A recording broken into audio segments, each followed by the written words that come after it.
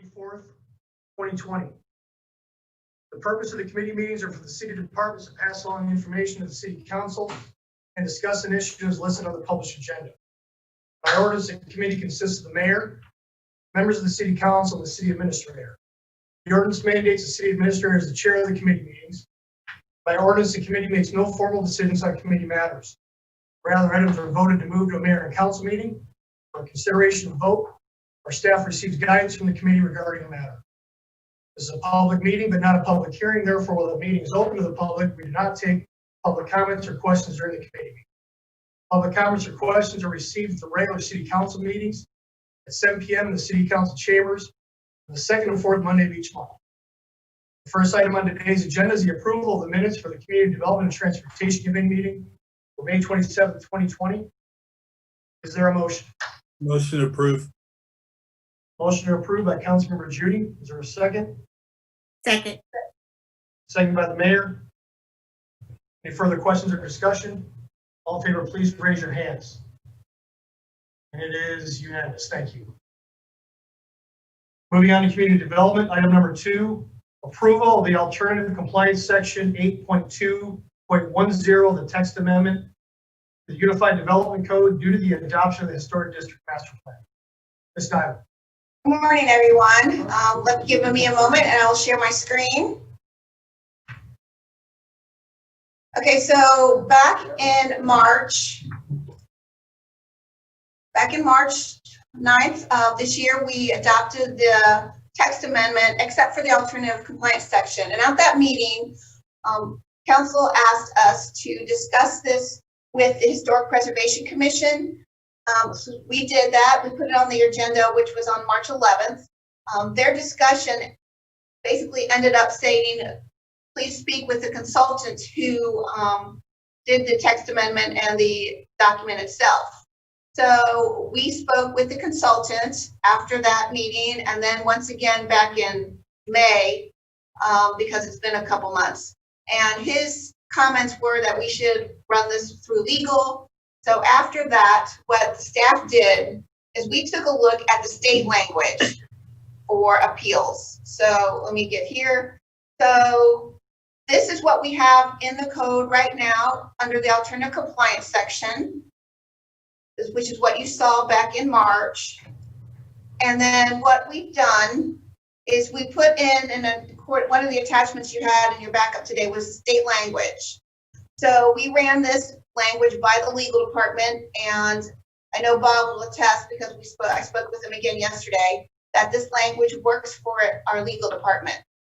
So what I've done here is I've used this language, but I ended it after the sentence where it ends with decision, because the rest of it talks about where it says the ordinance adopted in conformity with code section 441026. Now, if you want me to leave the rest of that in, I will. But what I've done here is on the next slide, and what you'll see here is where I ended it with decision, and then I put on appeal, the mayor and council will give deference to the HPC's decision if the decision was based on the criteria set forth in letter E above.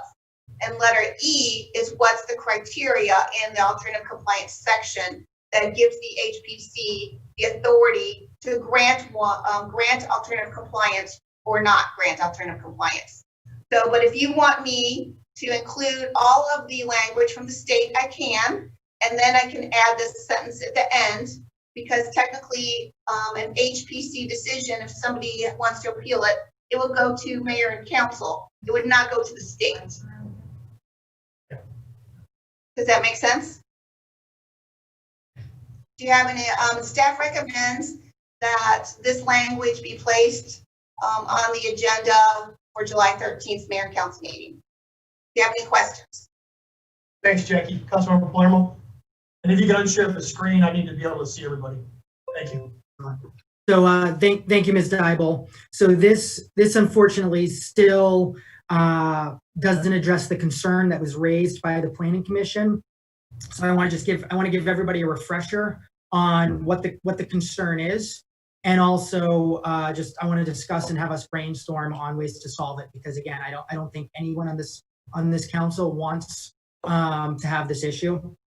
So basically what the alternative compliance is it's saying the HTC, who they have the ability to increase the height of buildings in the historic district without council votes, et cetera, without that different, official same process. And also there's the ability to eliminate setbacks and move buildings right up to the wall, right up to the sidewalk. So therefore, what the alternative compliance is doing is hypothetically, let's say, and again, I think it's important that we do use the Vickers example, because I think everyone on this council would not want Vickers the way that it was done, and we certainly don't want to make any decisions today that potentially lead to another Vickers. So what the alternative compliance is doing hypothetically is, let's picture, instead of the Vickers corner of Canton Street, let's picture the opposite corner where there's a parking lot right next to Rock and Taco. Let's just use that as an example. That under the historic district master plan that this council unanimously supported, a building could go up there up to 2 stories, and I believe 5 or 10 feet back. Let's just say 10 feet back. And so those are the rules. That's what developers know. That's what the public knows.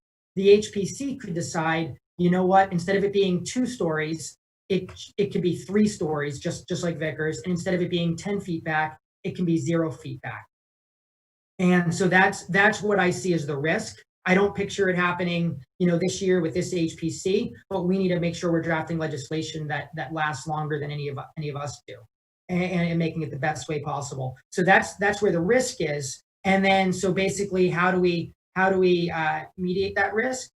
And is basically by having this appeal process that Ms. Dybel just explained. But the challenge is the legal definition of adverse party. And basically the adverse party, that same situation actually came up with Vickers. There were residents in Roswell that tried to appeal the Vickers decision, and it was determined to be an adverse party, you need to own property bordering it.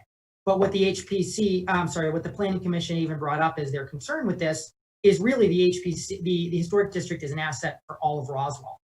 And so therefore, even though we could do something, the city do something that negatively impacts our historic district, really this asset permanently, and it could never be reversed, there'd be no way to appeal it, stop it, or anything like that.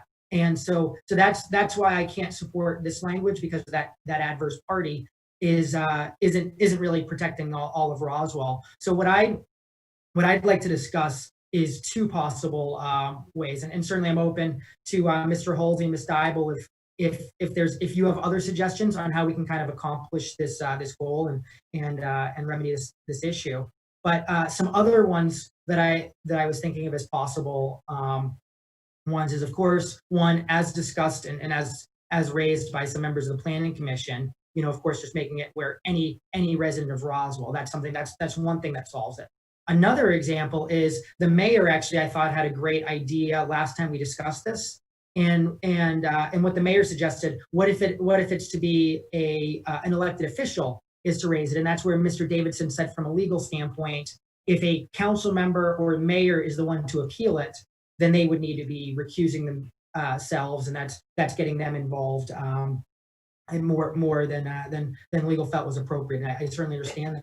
So as a variation of the mayor's idea, I was thinking, what if instead of an elected official deciding that it should be appealed or discussed, instead, what if it were to automatically, anytime alternative compliance is used, I believe there should be oversight, and given that we're the only 7 people in Roswell that are truly accountable to the voters and to the residents, then we should be weighing in.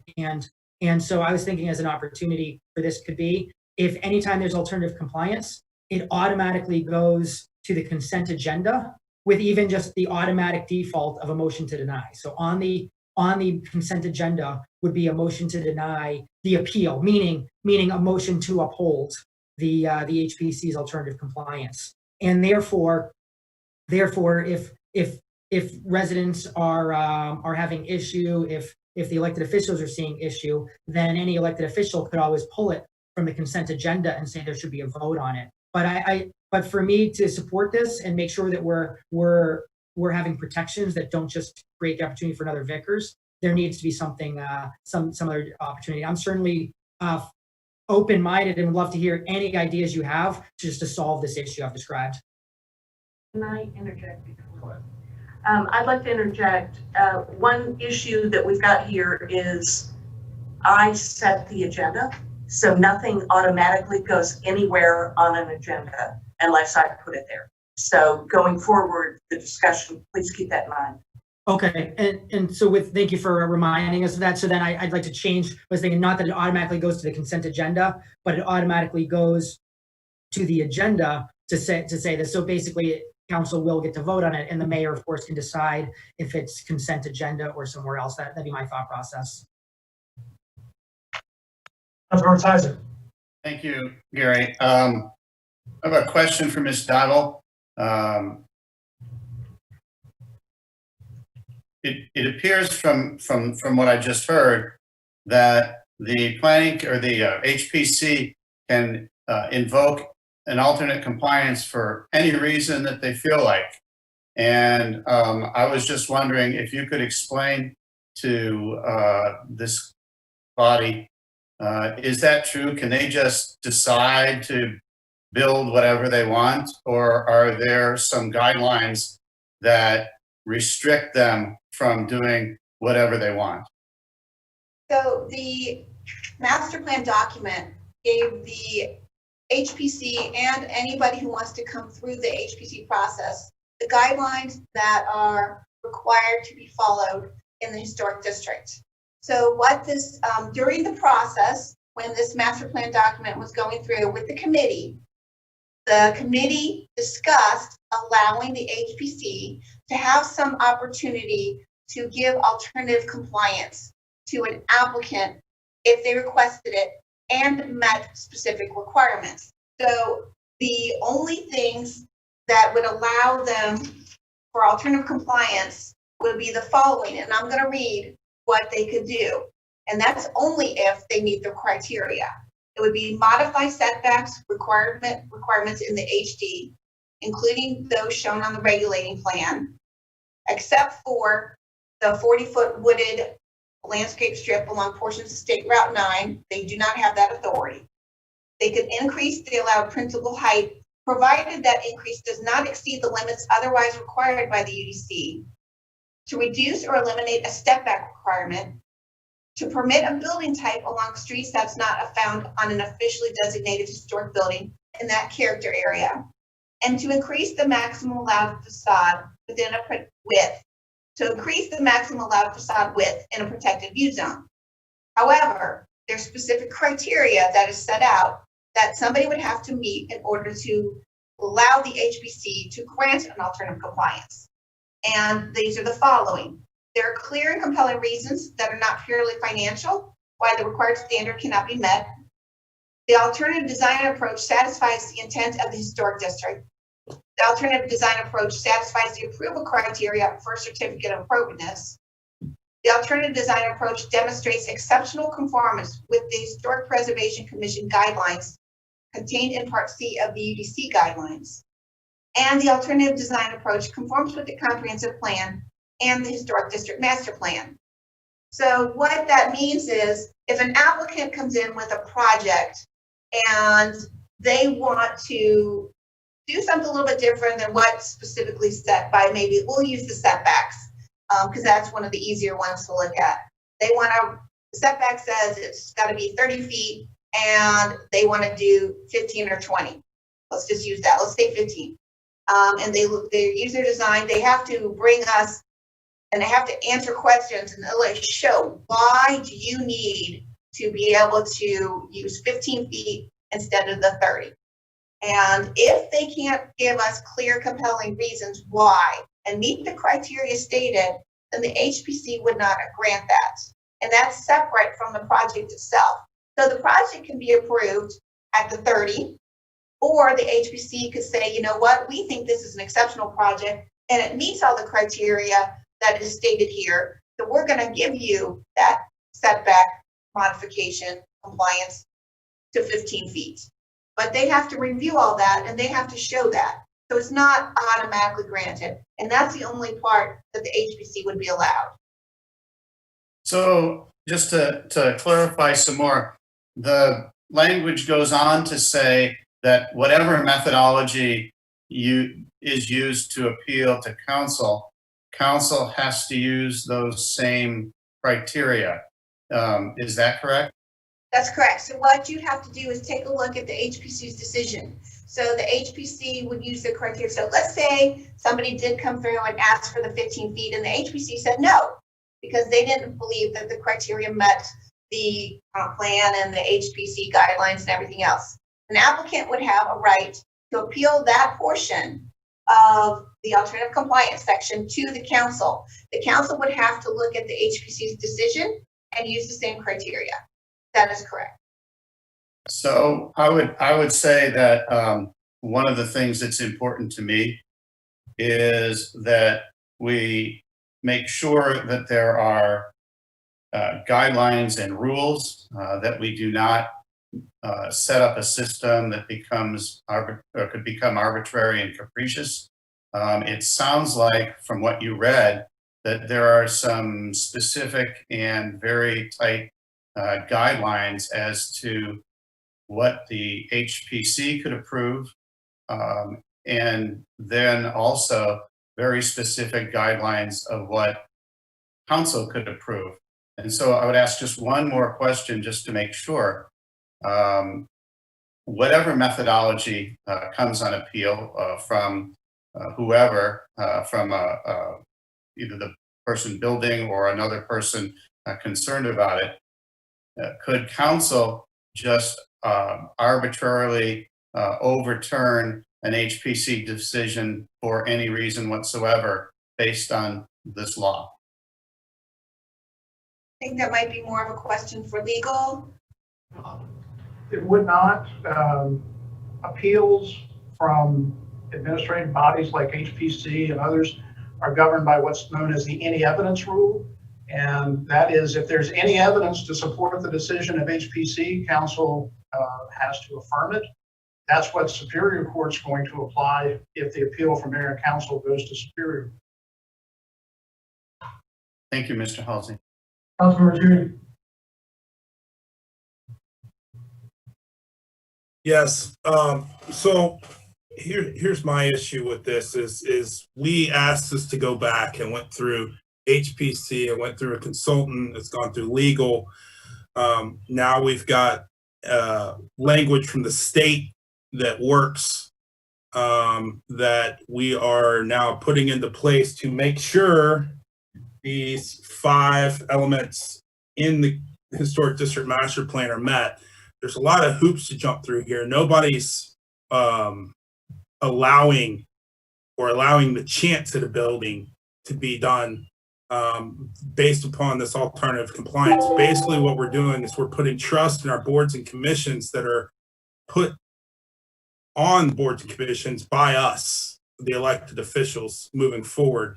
And in Roswell, we don't need to make everything so hard. And I don't understand why we've got to go and make things hard when we've just put in a historic district master plan. And if you look at basically what Ms. Dybel said, spirit of the master plan has to be overridden for alternative compliance to happen. And I think the spirit of the master plan was that, I know, was to make sure we didn't have anything happen in the historic district like the buildings that Councilman Palermo was talking about. So what we've done here is gone through all these hoops, brought in the extra language, and now we're going to say, no, let's not trust our HPC and all these things we put in place. Let's put more steps in place. And that's where I'm having a problem with everything that we're doing now, is we're throwing all these different regulations in, when what we need to do is, if you don't trust our code,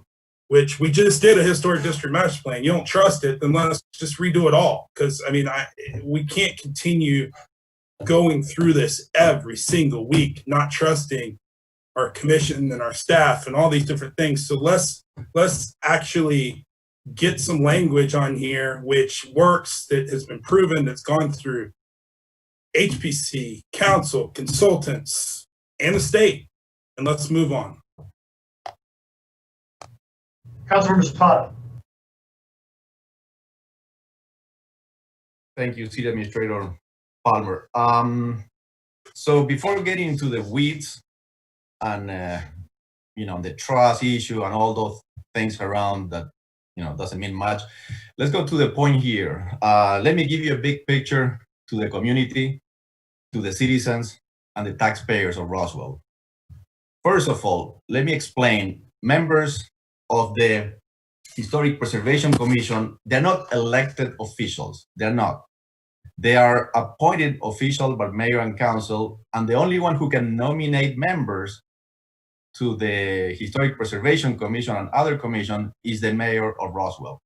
So let's start first saying that they're not elected officials. Point number one. So they might be accountable to all elected officials, but definitely they're not directly accountable to the people of Roswell. This is my first point. Just, let's start with big picture and then we might get into the weeds. My second point is that, I totally support the Historic District Master Plan. I think it was done very well, very thoughtful, and with input from the community. But unfortunately, someone at some point decided to add what they call alternative compliance section. And that is where the problem started.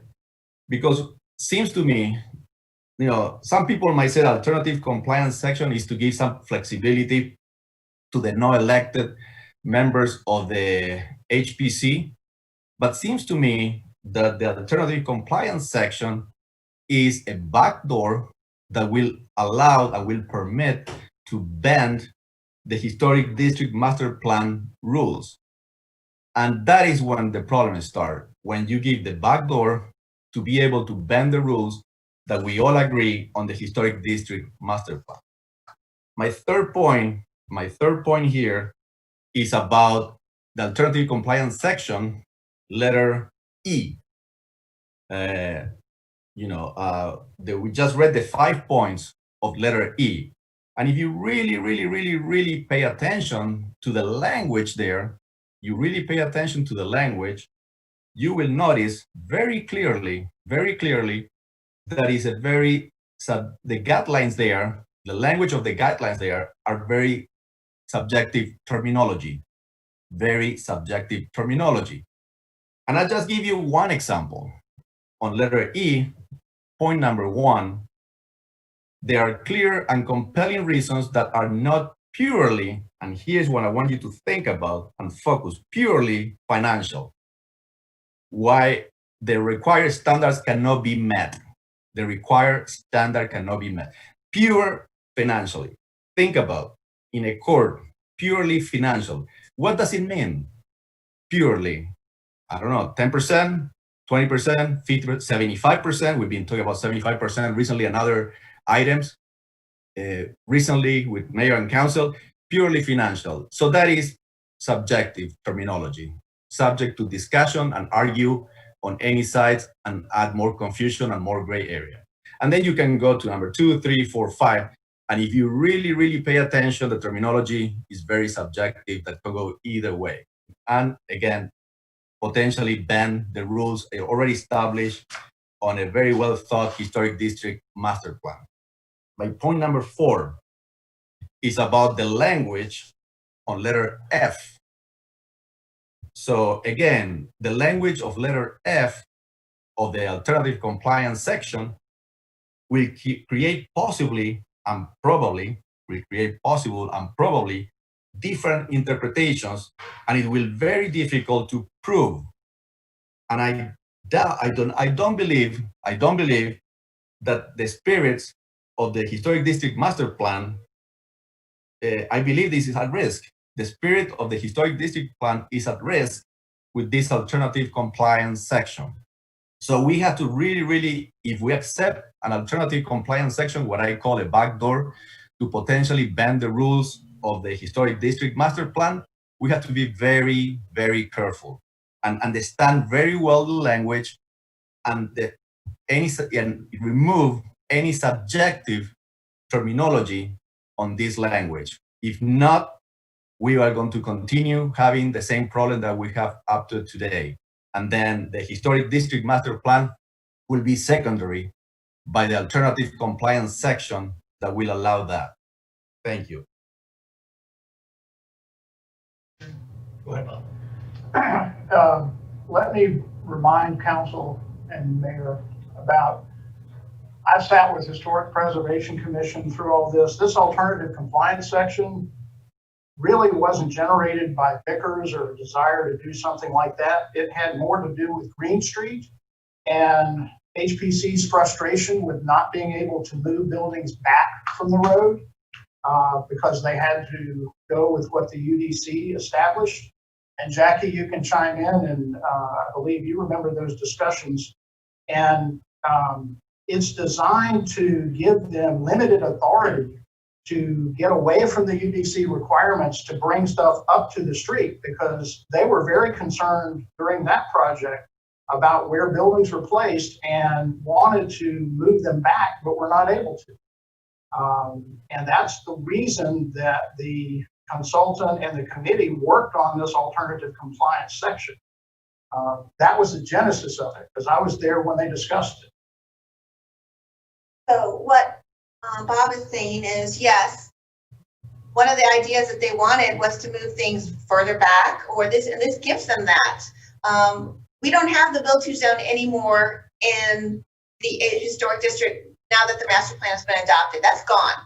So if a setback is 15 feet or 20 feet, then that's what the setback is. If they wanted to move it back further than 20, this gives them that authority. If they somebody wants to move a little bit closer, but I can guarantee I don't see the HPC moving something right up to the street, because they wanted to move things back. When the build to zone was in, they were stuck with what we had. So now that that is gone, this gives them more flexibility with where they can put something, or where they can assist an applicant as to where they can say, let's see the placement on this. We feel the placement should be back further. So this is what this is giving them. Councilmember Tizer. Thank you. I think I heard that someone added this. Mr. Halsey, was this contemplated at the time of the passage of HPC, or of the Historic District Master Plan by the Historic District Master Plan Committee? And to be a little clearer, was it included in their final vote? And do you recall what that final vote was? Vote. And are you referring to the appeal section? Or the whole thing? Yes, sir. Just the appeal. Was the appeal section included in what the Historic District Master Plan Committee voted on, and what was the vote on the final submission of the Historic District Master Plan by that committee? I'll have to defer to Jackie on that. I don't know. Do you remember, Jackie? Yes. So, and the appeal section was included when this was discussed.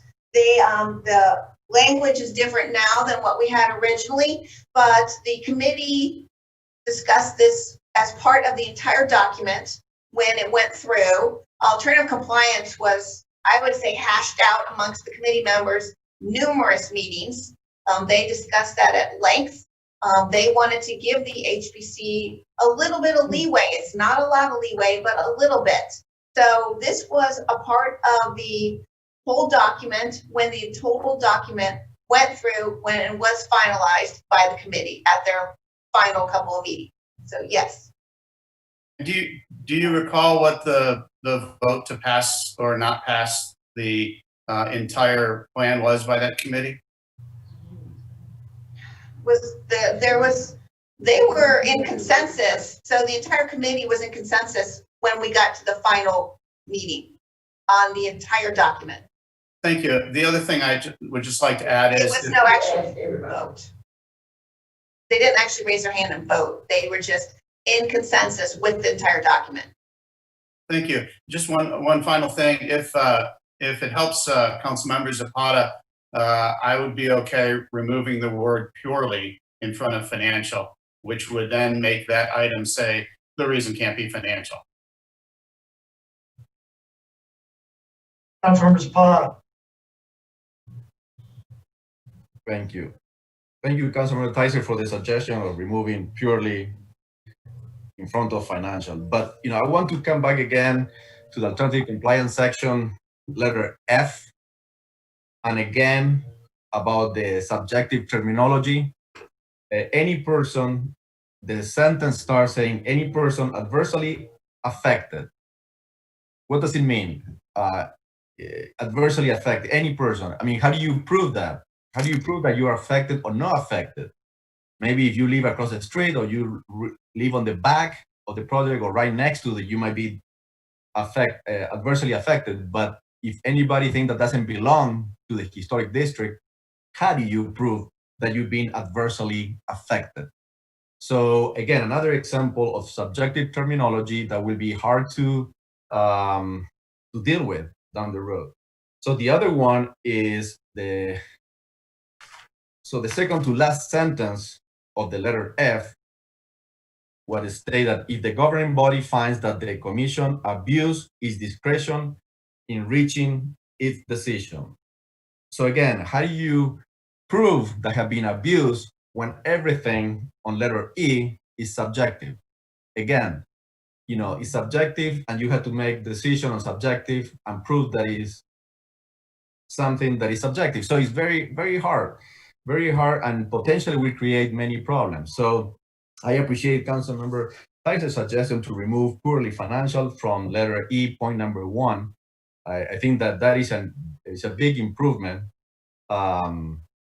So the reasons are financially. So any financial reason then have to be able to approve. So not purely financial, just financial. Have to be if it's any financial reason to change, then they cannot approve this modification, alternative compliance, or what I call the backdoor to ban rules. So again, there's a lot of subjective language and terminology on this proposed alternative compliance. So if you ask me, I would prefer not to have alternative compliance. Everybody play by the rules. And then if anybody have a problem, they can always appeal, or we can give them options to appeal and come to mayor and council ultimate, who are, again, the ultimate accountable elected officials. So I do have problem with subjective terminology on the language of the alternative compliance. Thank you, Mr. Halsey. In answer, section F is not subjective in the sense that there's about 150 to 200 years of case law behind it.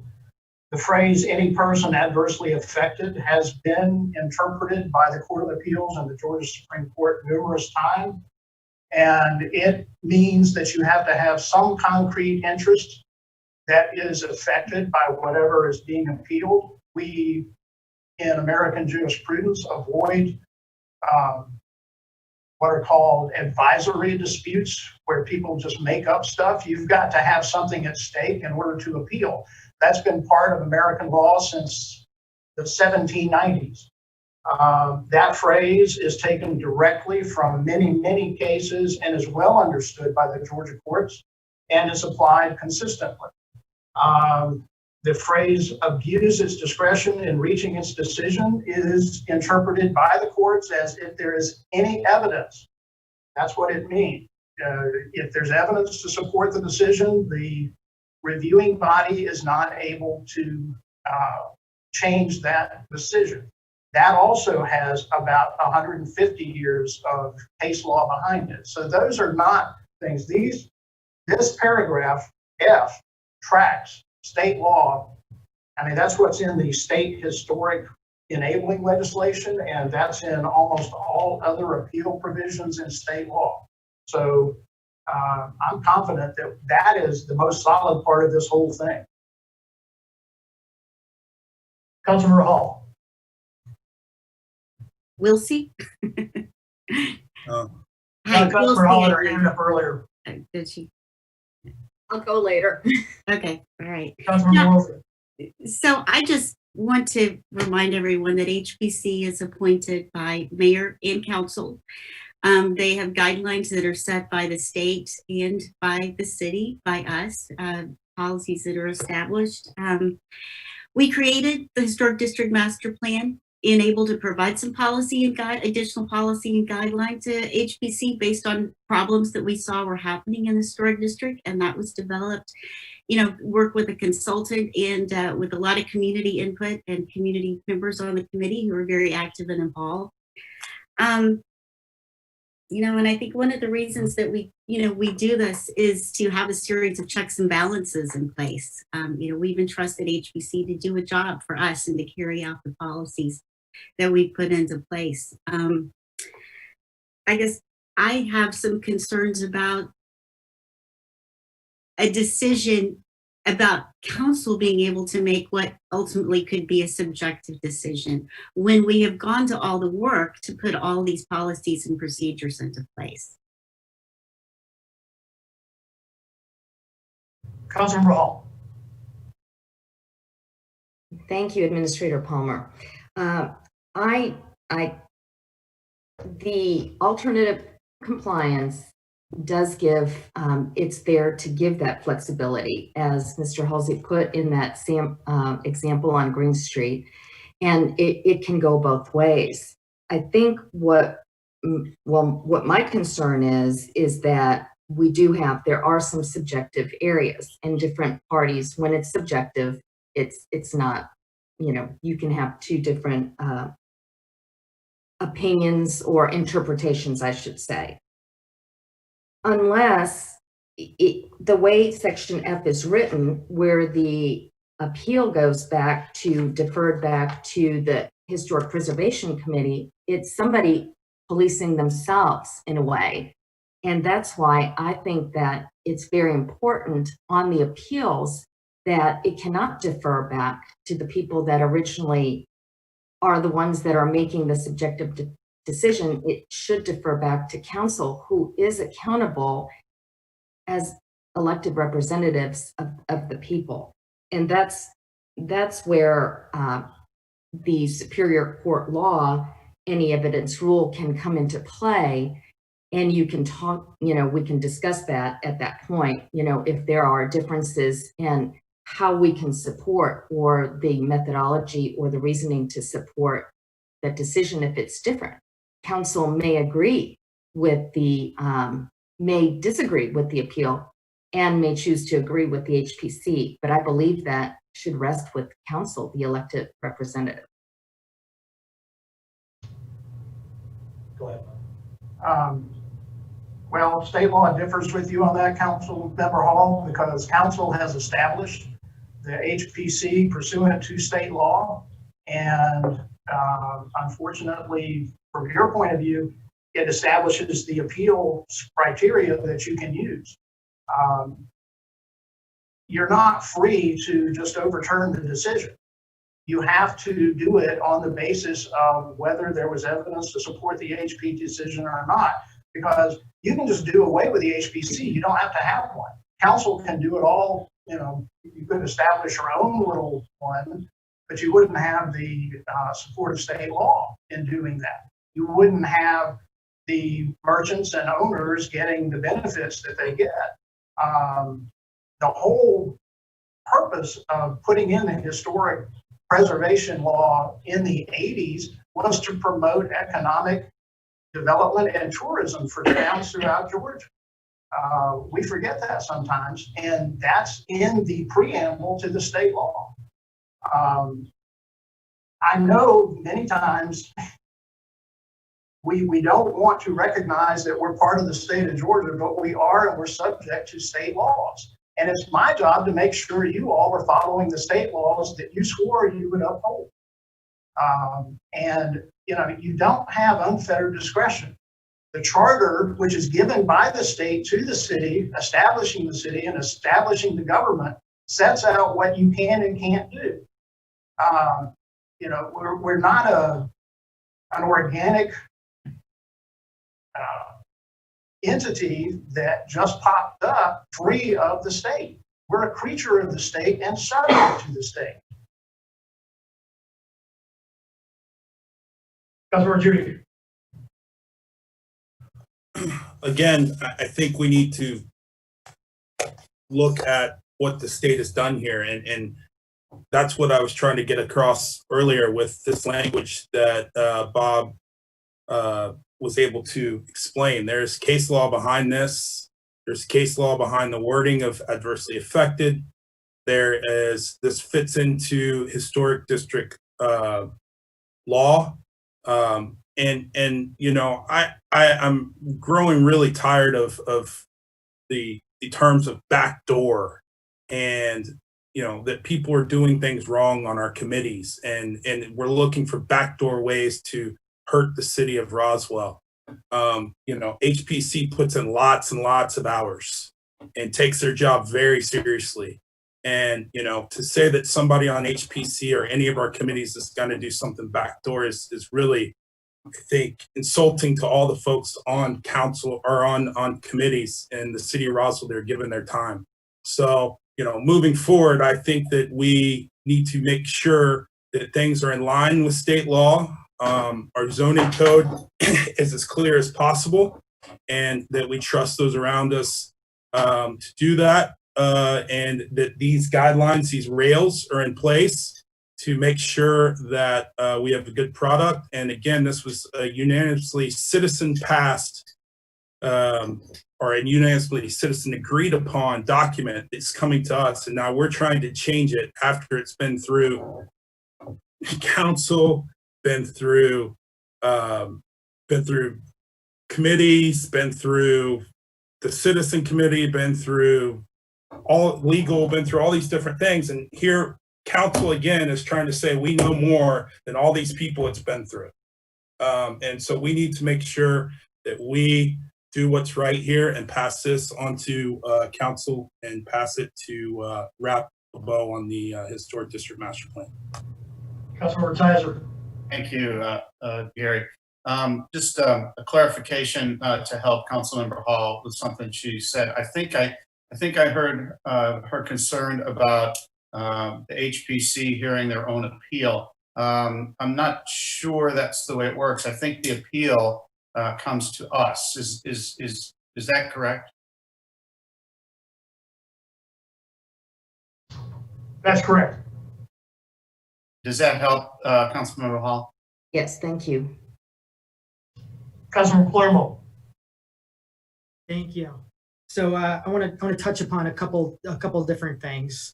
First of all, clarification. We just heard council members say this passed unanimously from residents. That's not the case. It was actually Planning Commission, which was not unanimous, that actually identified these concerns, and so that's why there was a split vote on Planning Commission.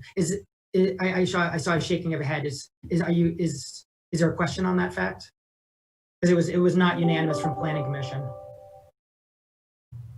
Right, so I can't hear you but mute. So anyways, I just want to make it very clear, Planning Commission was not unanimous on this. And the reason people in Planning Commission dissented is because they're the ones that actually highlighted this concern and brought it to our attention. And so for those members of this committee that haven't listened to the Planning Commission meeting, please go back, listen to it, because they bring up this very real concern. A couple other things I want to bring up. First of all, I want to say I agree with Councilman Judy's point that he made earlier when he said the whole reason we came up with this historic district master plan is because none of us want to see another Vickers. I heard Councilman Judy say that. I agree with it 100%. That's a fact. Another fact is this alternative compliance creates the possibility for another Vickers. And the reason it does that is because Vickers, what made the mass and scale so out of touch?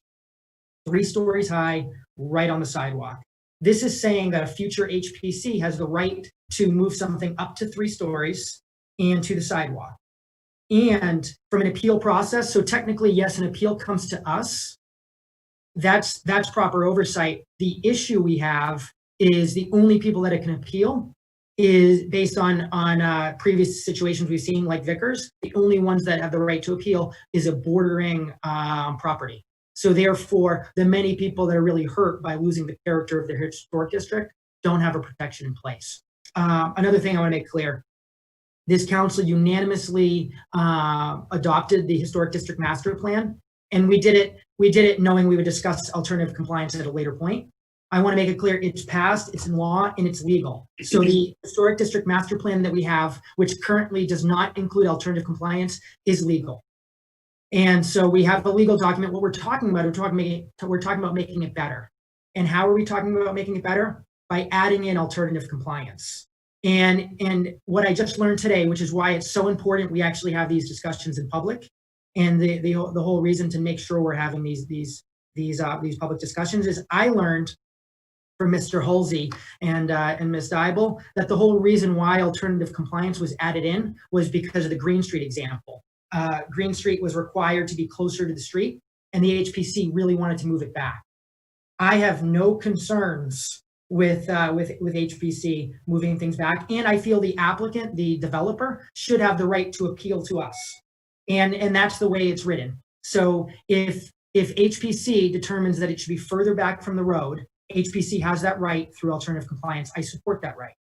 The developer, if they feel they should not have been required to move back, then they have the right to appeal to council. I support that right of the developer. And that's providing proper oversight.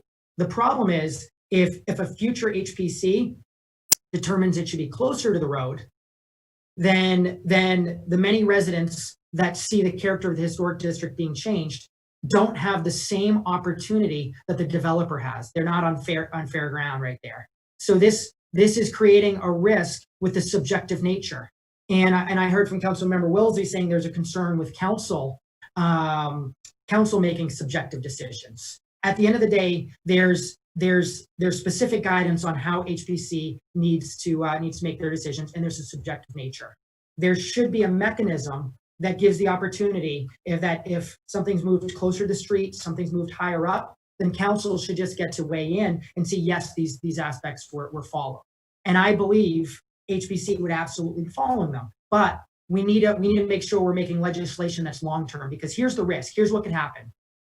If we go ahead and we accept alternative compliance as written, then years down the road, it will be a different HPC and a different council. And then they have the potential to move something closer to the street and higher up. And then there'd be no opportunity for residents except someone bordering the property to appeal, and it will change the historic district. And then what will residents say? What will that current council say? They'll say, this alternative compliance is the issue. There should have been an appeal process. We, instead of creating potential risks and loopholes now, let's set it up right now so that we're not running into those issues in the future. I want to give one more proposal as a possible compromise, because I really do hope we find a compromise. And another one is the fact that if we're hearing the whole reason HPC really wanted alternative compliance was because of Green Street, they wanted to move something back. Anytime they're moving something back, anytime they're making something smaller, anything like that, I feel I'm completely fine and comfortable with the developer having the right to appeal to us, which is written. What I'm seeing as the concern is when they're moving something closer to the road, and up higher. They might have a great reason. It might go through all their reasons, and I might support it, but it should come to this council. So another possibility is if you don't like the idea of any, so I've raised one possible compromise. Anyone in Roswell has the right to appeal. That works for me, and I think that would protect our historic district. Number two, I propose that anytime alternative compliance goes forward, it moves something closer, higher, anything like that, it's just automatically coming to the next council meeting. That's a compromise that I support. Another compromise that I would support as well is if they want to make something smaller, further back, there's no appeal unless the developer chooses to appeal. And then if they want to move it closer to the street, or they want to make it higher up, it'd be like a planning commission, like a recommending body. This is their recommendation that ultimately council has to approve. Again, I'm just trying to throw out different ideas, and maybe one of these other members of the committee will come up with a different idea I've thought of, and I will fully support it if it eliminates the scenario where another Vickers can be created without any oversight. Councilmember Zapata. Thank you, City Administrator Palmer. So, you know, leaving some elected official politics aside, I would like to repeat, what I said early on. That seems to me the compliance section is a backdoor to ban possible and probable ban the well-thought historic district master plan rules. And again, leaving politics aside from some of my colleagues, I will repeat, alternative compliance section seems to me that is a backdoor to ban, to possible and probable ban the well-thought and planned historic district master plan rules that we already approved. So, and see, I mean, I see a lot of discussion. Nobody disagree with the historic district master plan that we put in place. Nobody disagree. We all in agreement. We vote on that. But see, what is divisive and is a problem here is the alternative compliance section. It's very clear. I mean, everybody can see that. So, you know, if we don't have the right language that protect our residents and taxpayers, then it's going to be hard to support alternative compliance section, which I don't agree on the first place. But if we have the right language, if we do have the right language that is not subjective, because like our legal department knows, it depends how good your lawyer is, can go one or the other way. So if you have a really good lawyer and you pay good money for the good lawyer, most probably you can win a case. So, and I don't think that residents has the pocket to pay the best lawyer to argue any of these alternative compliance issues here. So, so you know, again, you know, we have 150 years plus cases, you know, etc. But again, if your lawyer is really good, you have good chances to win a case. Councilmember Tizer. Thank you, Gary. Once again, I think I heard that that the HPC, which I think stands for Historic Preservation Commission, has a very tight window with alternative compliance, and that they can't just do whatever they want and build another Vickers or build another, you know, whatever they want to do. So I'm less concerned about the hyperbolic discussion there. I also am offended when we keep repeating words like backdoor, because that doesn't move us forward. What I would like to discuss is something that Councilman Palermo suggested, to see what negatives there might be or what positives there might be. But I really want to just determine whether this might help. I think I heard him suggest that instead of saying any person or however that all read can appeal, I think I heard him say that any alternative compliance would move forward to council for a review, but that review, and this is something that I'm wanting to discuss. That review would have to be as defined in that last sentence. And if Mr. Halsey could read that sentence that defines what the review would be able to look at. What I'm trying to avoid is arbitrary and capricious. What I'm trying to avoid is council imposing rules that aren't there. But if what you're asking for, Councilman Palermo, is that if alternative compliance is used, that council reviews the alternative compliance based on the definition that's here, that could be something worth discussing. Well, I believe that's what's being proposed, correct? No, Excuse me, what's being proposed is that somebody has to bring it forward. And I think what Councilman Palermo has said is any alternative compliance would come forward, but what I'm suggesting is should that only be our only leeway there, okay, to overturn an alternative compliance is as defined to right now in that alternate compliance section. I'm not saying I agree or disagree with that. I just want to discuss whether that might be a way through this. Interject your solution. There's something. Mr. Halsey. I think we can synthesize what Councilmember Tizer and Councilmember Palermo have suggested by, if you change this and say that anytime HPC grants alternative compliance, that decision is automatically appealed to council, then everyone going into it understands that council is going to have the final review.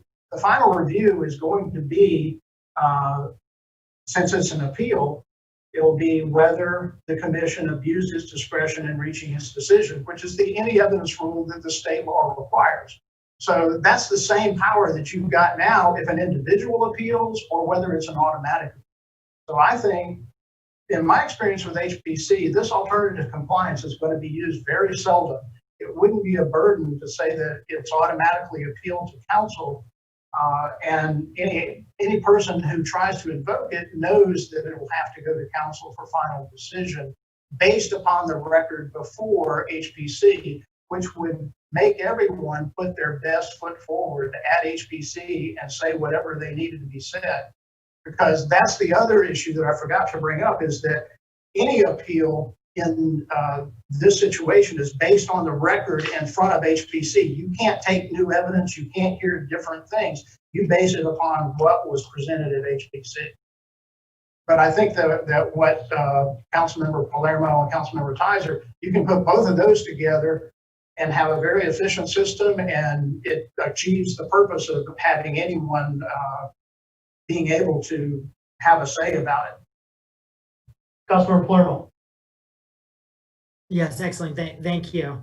And so with that, I certainly fully support making it very clear the criteria that council would have to use, and making that clear in the documentation. So anybody from the public reading it, seeing it, they know exactly what criteria council has to use. So that's something I fully support. And again, there's multiple ways I felt we could accomplish it, and having an automatic appeal, especially as Mr. Halsey, who's most familiar with the HPC, brings up, he sees it very seldomly used. I think that would certainly accomplish the goal. Councilmember Zapata. Thank you. So I have a question for legal. What happened in the scenario that we don't have alternative compliance? So an application come in to the HPC and they say, hey, you know, this doesn't comply with the historic district master plan rules. So we cannot move this forward. What could happen in this scenario? Can the applicant appeal to mayor and council the decision from the Historic Preservation Commission? Or what happened in this scenario? Because if this is possible that they can appeal directly to mayor and council, then and just the Historic Preservation Commission just follow exclusively the Historic District Master Plan rules that they're already in place. So what will happen? Is possible to for the applicant to appeal to mayor and council to review the case? Yes, the applicant can appeal, just as they can appeal any decision of the HPC to mayor and council. Again, mayor and council would go by the record, and if they find there's any evidence to support HPC saying you got to follow the rules and we're not going to use alternative compliance, you know, good luck to the applicant trying to appeal that to Superior Court.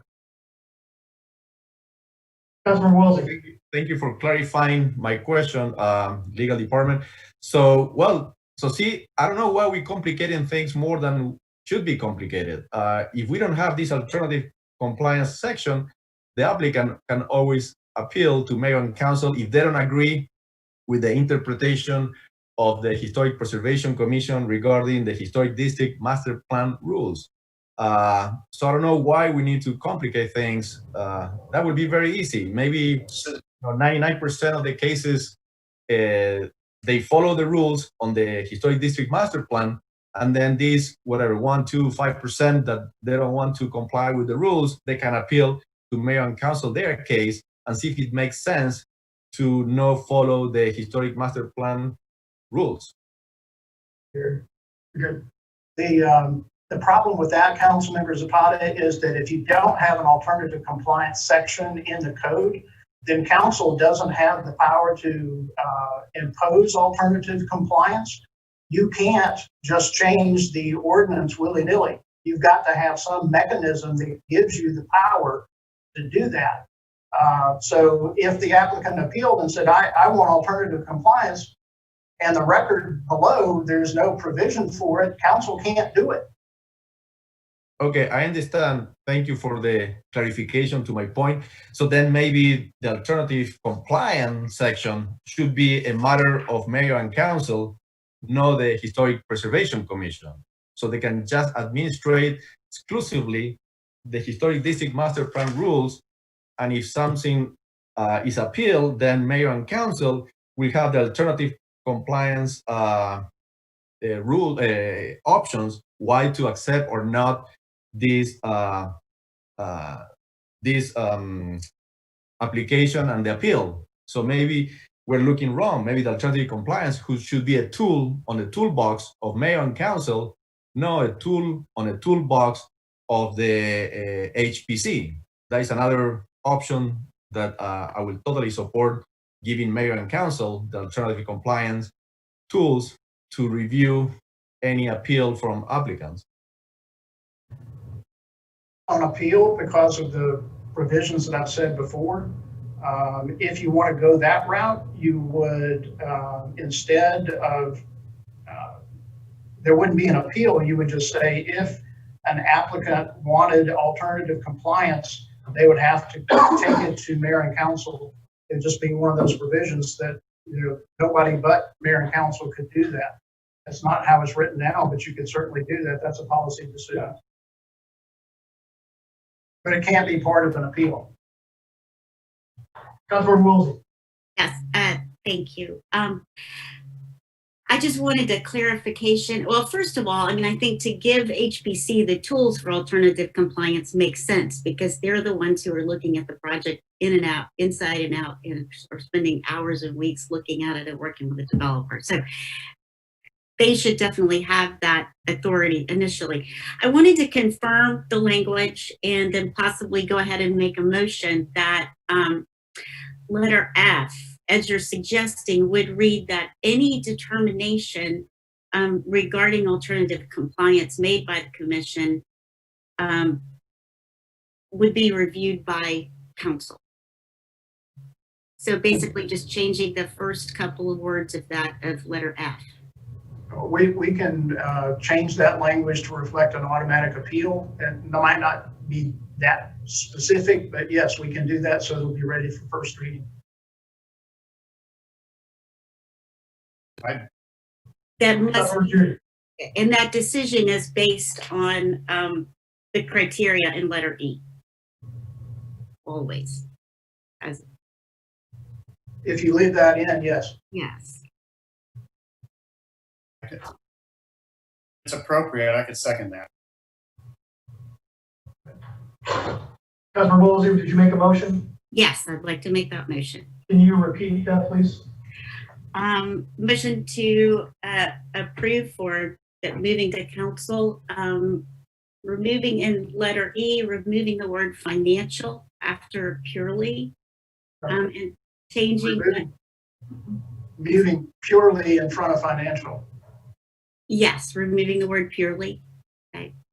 And then section F, changing the wording so that an alternative compliance automatically goes to council for final approval and review based on the criteria set forth in letter E as written. Is it letter B or letter E? Letter E. Letter E. Basically, as it's written in letter F, just change the initial wording of letter F so that it must come to council for final review and approval. So we have a motion on the floor. Is there a second? There was. Councilmember Sizer seconded. Any further questions or discussion? Councilmember Judy. Yes, real quick. I think it needs to say E and F. You can't just say E. It needs to be E and F for the review for council, because obviously there's some important language in F that needs to be included, and I would support that as well. Councilmember Wilson, you willing to make that amendment to your motion? Yes, sir. Is there a second to that? Second. Wait a minute, that completely erases what we just discussed, though. And I have a question. That completely erases and changes everything. Wait, so I just need to be clear, because Councilmember Wilsey gave two conflicting things. She said it would automatically go to council, but F says adverse person. So I guess With that language. Removing the word adverse effect. perfect. No, it's just automatically going. No individual is appealing. We're just saying there's an automatic appeal to council, but it says appeal, so the rules for appeal would be in place, meaning that council has to review it on the any evidence standard, which then applies. You look at the record and see if HPC applied the proper criteria in the proper manner. Perfect. Thank you for that clarification. You know, and one thing I just want to say, the one reason why I support this is because I have utmost faith in the guidelines that we've established through the Historic District Master Plan and in our HPC, that they will use this as it's intended, and that having council look over it before it goes into effect is purely a checks and balances. Okay. Can we That's put? all. Thank you. I'm sorry, Councilmember Judy. I just want to be clear as to where does it say that anyone can appeal, or It doesn't, because it's automatic. Anytime HPC uses alternative compliance, there is an appeal to council. No one has to do it. It will be done automatically. Thank you so much for that clarification. Sure. Can we put in a time where it after the HPC it goes to the next meeting? Because what I'm scared of is this is another delay of what we're doing here and trying to figure out, all right, so it goes to the next meeting post the alternative compliance situation. From a staff point of view, I would think that in order to get the record ready for you all to have, it should be, say, the next regular meeting following 30 days. There ought to be at least 30 days then at the next regular meeting, because it takes a little while to get everything together and have the applicant have time to prepare.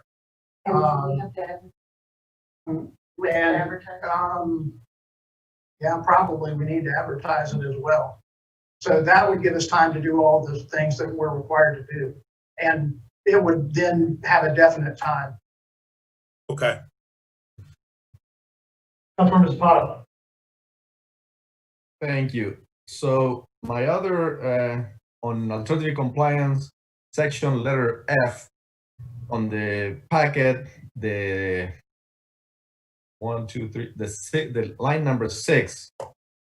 So made by the commission if the governing body finds that the commission abused its discretion in reaching its decision. So the abuse part, I think, is also like how do you prove they abuse or not? I mean, again, having a good lawyer can give you one way or the other one. So why to have the abuse part in there? Can we remove this line and just say that they didn't follow the historic didn't follow the historic district master plan rules? Then the mayor and council will review this appeal from any person? No, you can't do that, because as I've explained, that language is part of 150 years of case law and establishes the standard by which council reviews it. It has very specific meaning in legal cases, and everyone understands what it means, and the courts understand what it means, so it needs to stay.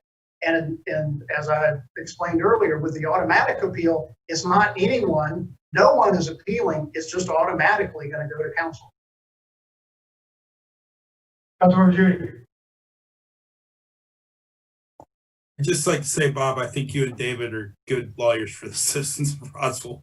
We've got good lawyers. Thank you. Thanks. Councilmember Tyson. Yeah, Mr. Palmer, there's a motion on the floor in a second, and I'd request a vote. Okay, any further questions or discussion? Mayor Jeffrey?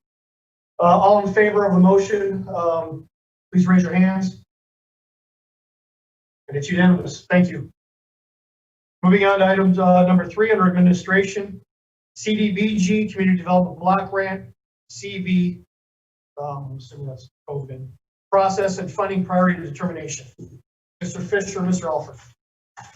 Thank you, Mr. Palmer. I'll introduce this and then turn it over to Mr. Alford for a presentation. Back at the June 9th Administration and Recreation Committee meeting, we had an item to discuss on the general CDBG program, the funding and the allocation of projects.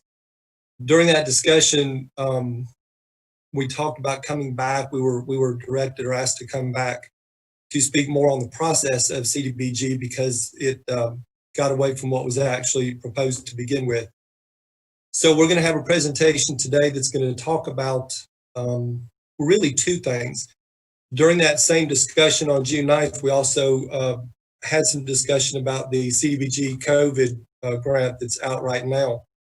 So Charles, Mr. Alford's going to have a presentation for you guys to talk about your priorities specifically for the CDBG COVID grant that we're currently just getting started working on right now.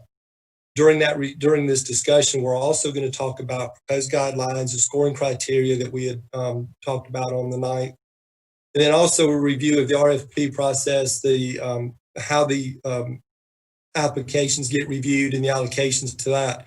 So just so you're aware, there's kind of 2 things we're going to be talking about in this one item. One of them is the process, the review, the allocation, the choosing of projects. That will be for any CDBG funds that will be going forward in the next few months. We'll be doing the 2021 general CDBG. So the process will move forward in that, just so that you know that's will be the new process. But we're going to talk about that today, but also get into some specifics on the CDBG COVID grant that we're getting ready to start right now. So this is the first step in that. And then how this goes will also carry over into the CDBG 21 applications once those funds are awarded later on in the next couple of months. So with that, let me turn it over to Mr. Alford. He'll give you a presentation with some information that we can take that discussion from there, if that's okay with everybody. All right, go ahead, Charles. Hi. Can you give me a second here to share my screen? All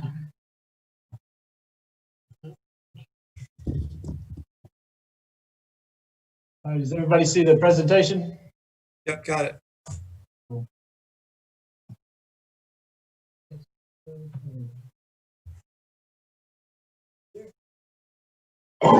All right, good morning, Mayor and Council. As Michael mentioned, this is a follow-up to the June 9th committee meeting where you guys requested more information about the CDBG CV priorities and the process going forward.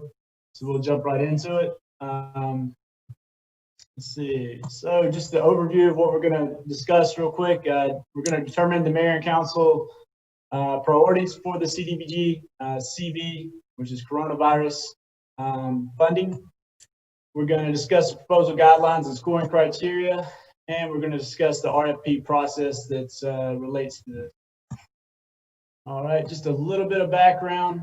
We were notified April the 2nd via letter to the mayor and an email on April the 8th that we were receiving $296,302 for coronavirus funding through HUD.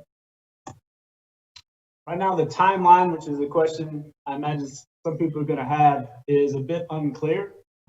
HUD initial guidance said they urged all states and localities not to wait to apply for their CDBG allocations.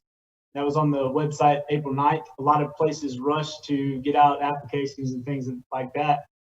However, what we've been told, although haven't received in writing, is that we'll have until August 16, 2021 to accept these funds and to allocate those funds. And we've heard anywhere from 6 to 7 years to spend the funds, although that is not in writing either.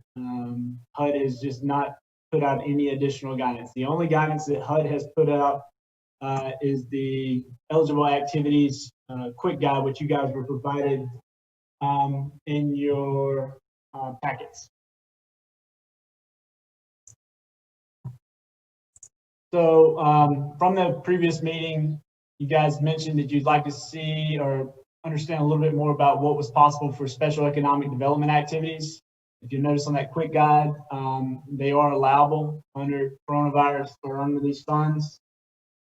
Just let me preface all this by saying that according to what our HUD people tell us, all of these funds, regardless of what's on that quick guide, have to somehow have a coronavirus angle. It has to be for preparing for or responding to coronavirus. So keep that in mind when you're thinking about these things. All right, so special economic development activities, you can use grants or loans. They can go to support new businesses or to expand businesses that manufacture medical supplies. These are just examples that they gave. And they can go to avoid job loss caused by business closure related to retention of low to moderate income jobs.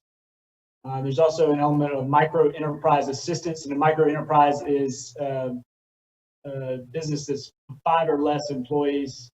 But this is for micro enterprise assistance for those related to food delivery for quarantined individuals, or that provide medical services, cleaning services related to cleaning up for COVID.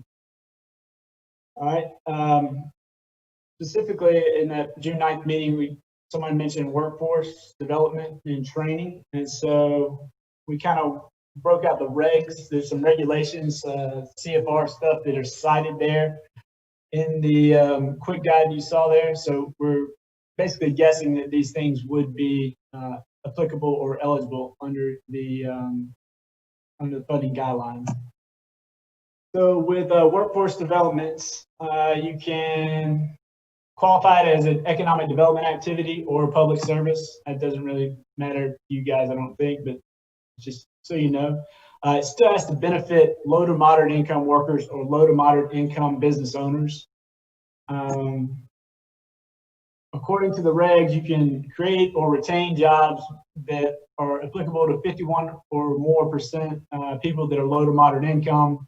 But note, I do believe that as with our regular CDBG funds, the total allocation needs to benefit 70% or more low to moderate income individuals. So while we may be able to get away with one activity that benefits 51% or more, the entire amount of the funds have to average out to benefit 70% or more low to moderate income beneficiaries.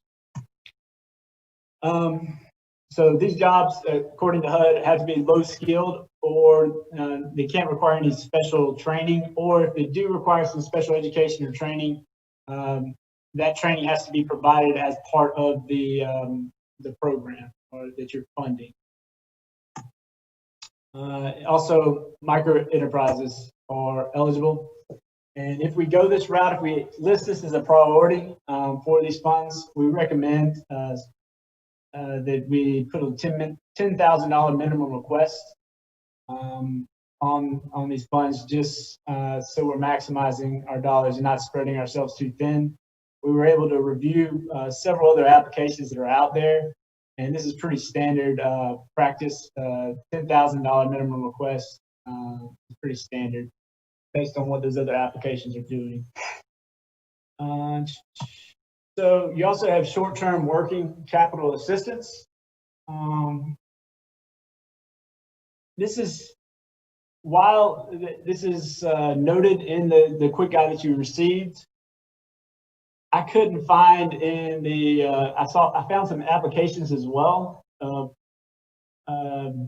other entities going out and providing loans or grants for just generalized uses like mortgage, mortgage payments and rental payments, utility assistance. So you give $10,000 to a business and they could use those funds for that.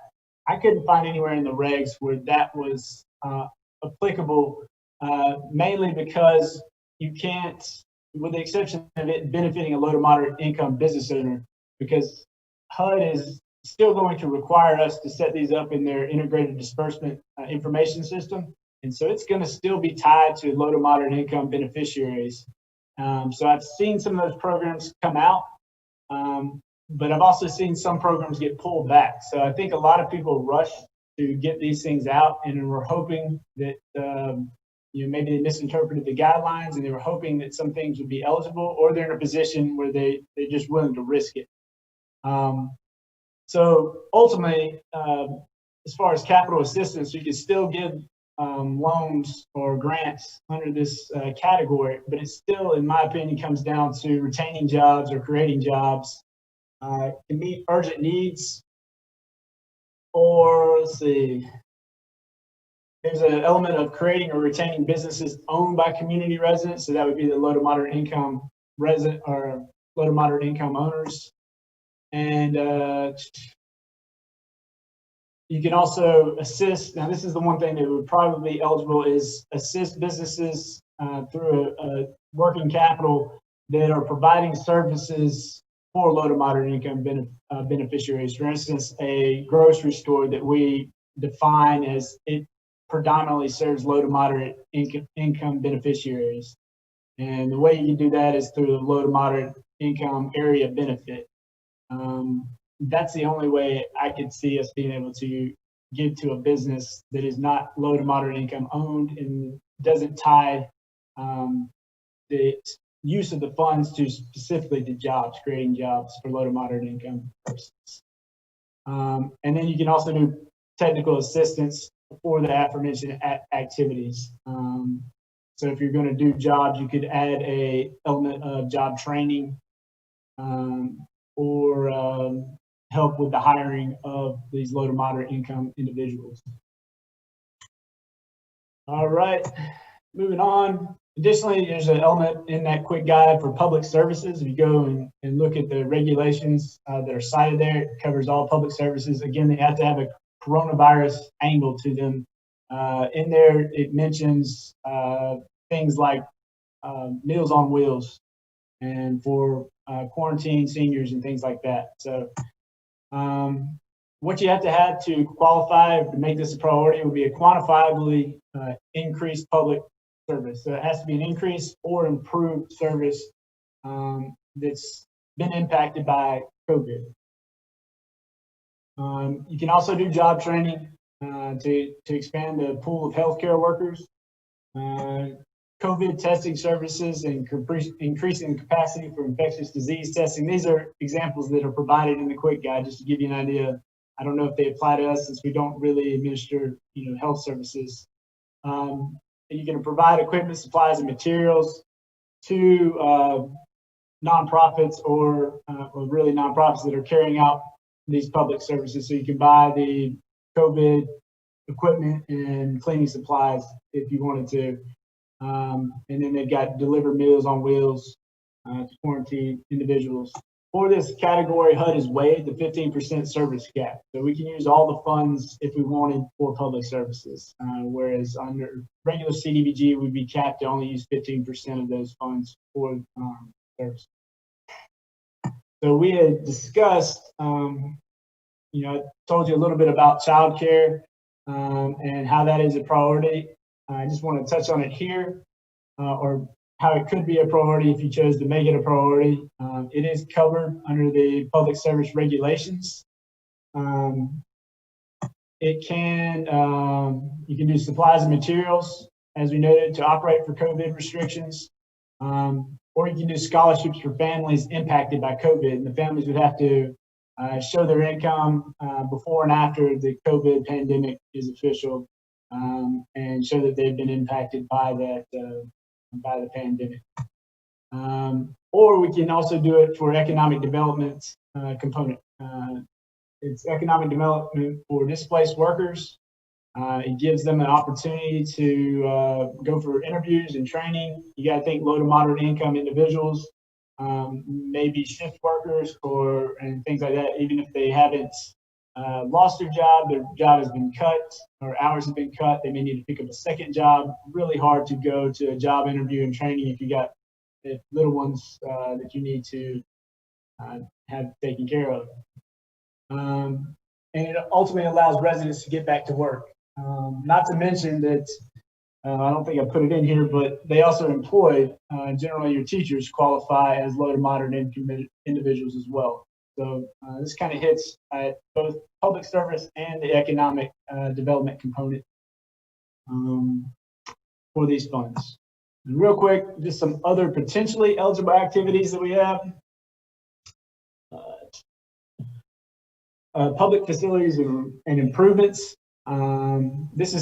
I'm pulling this, it's not necessarily referenced specifically for examples in that quick guide, but these are cited in somewhere in those regulations along the left side of that quick guide. If you go and pull them up, you'll see these things here.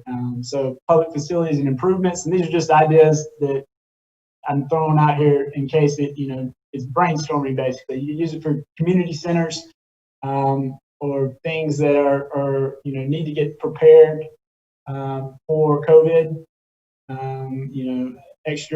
Extra steps you have to take to reopen these things. I'm thinking, senior centers and things like that for a vulnerable population. You also, public services, you have the education component and other programs and such for seniors. There's an interim assistance component that is mentioned there as well. And basically what interim assistance does is it's repairing immediate needs for public or private property.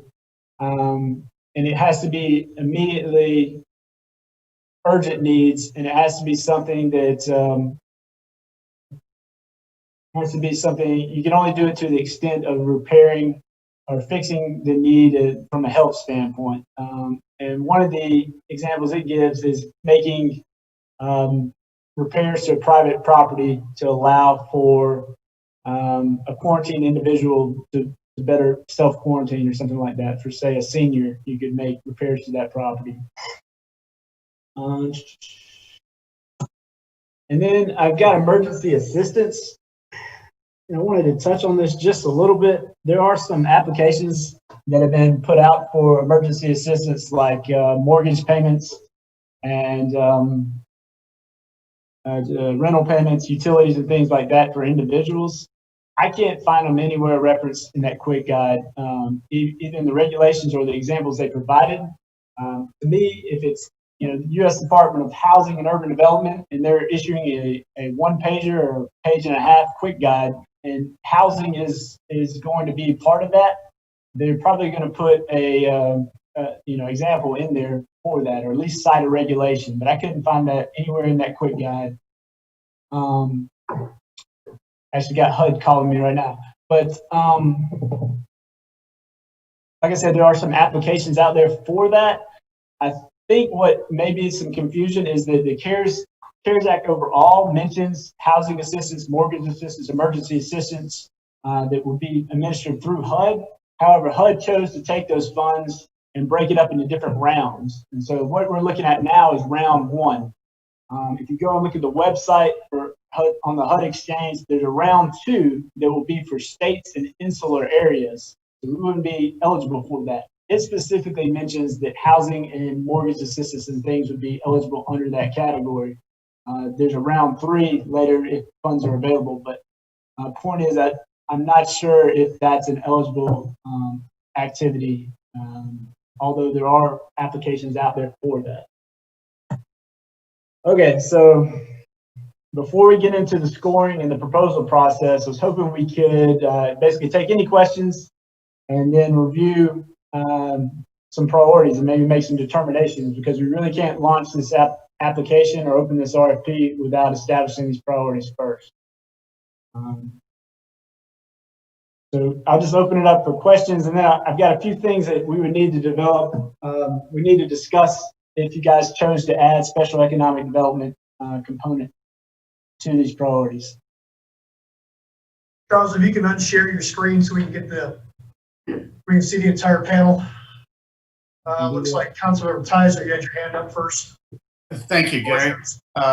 Charles, great. Thank you for the presentation. You've conclusively proven to me that things that come from the federal government are incredibly complicated. I don't know that today I really or ever really want to talk about the specific programs that we fund more than I'd like to talk about as we move forward strategy of what we'd like to fund. And I just wanted to add that my preference and what I prefer is things that multiply the effect of the dollars. And so just one example, and I'm not advocating for this, but when you use this kind of money for something like childcare, you get a multiplier effect because now the parent can go back to work. And so I kind of like using these as just strategically in that multiplier way. So as we go through this, my question would be if you could focus us every now and then on which ones might have that kind of multiplier effect. Councilmember Florimo. Thank you, Mr. Alford. Great presentation. Definitely demonstrating both your expertise and all this stuff, as well as how complicated it all is. So I appreciate all the information you're educating us on. And I just want to say, I think that presentation and this discussion is so valuable. And this is what I think, we wanted to make sure we're seeing it at all times and having this public discussion of you just walking through and really teaching us about all these different opportunities. So thank you. I also do think it's a very healthy discussion to help kind of set priorities. And I do agree with Councilman Tizer, just as Councilmember Hall had brought it up, I think over email as well, just the benefit of when we can multiply the positive impact. So I think that definitely needs to be a factor that we're seeing. So definitely looking forward to this discussion, and thank you for presenting it the way you did. What I'd also like to make sure we discuss today is the processes as well. And I know we discussed the process last time. We don't have to kind of repeat any of those details or anything like that.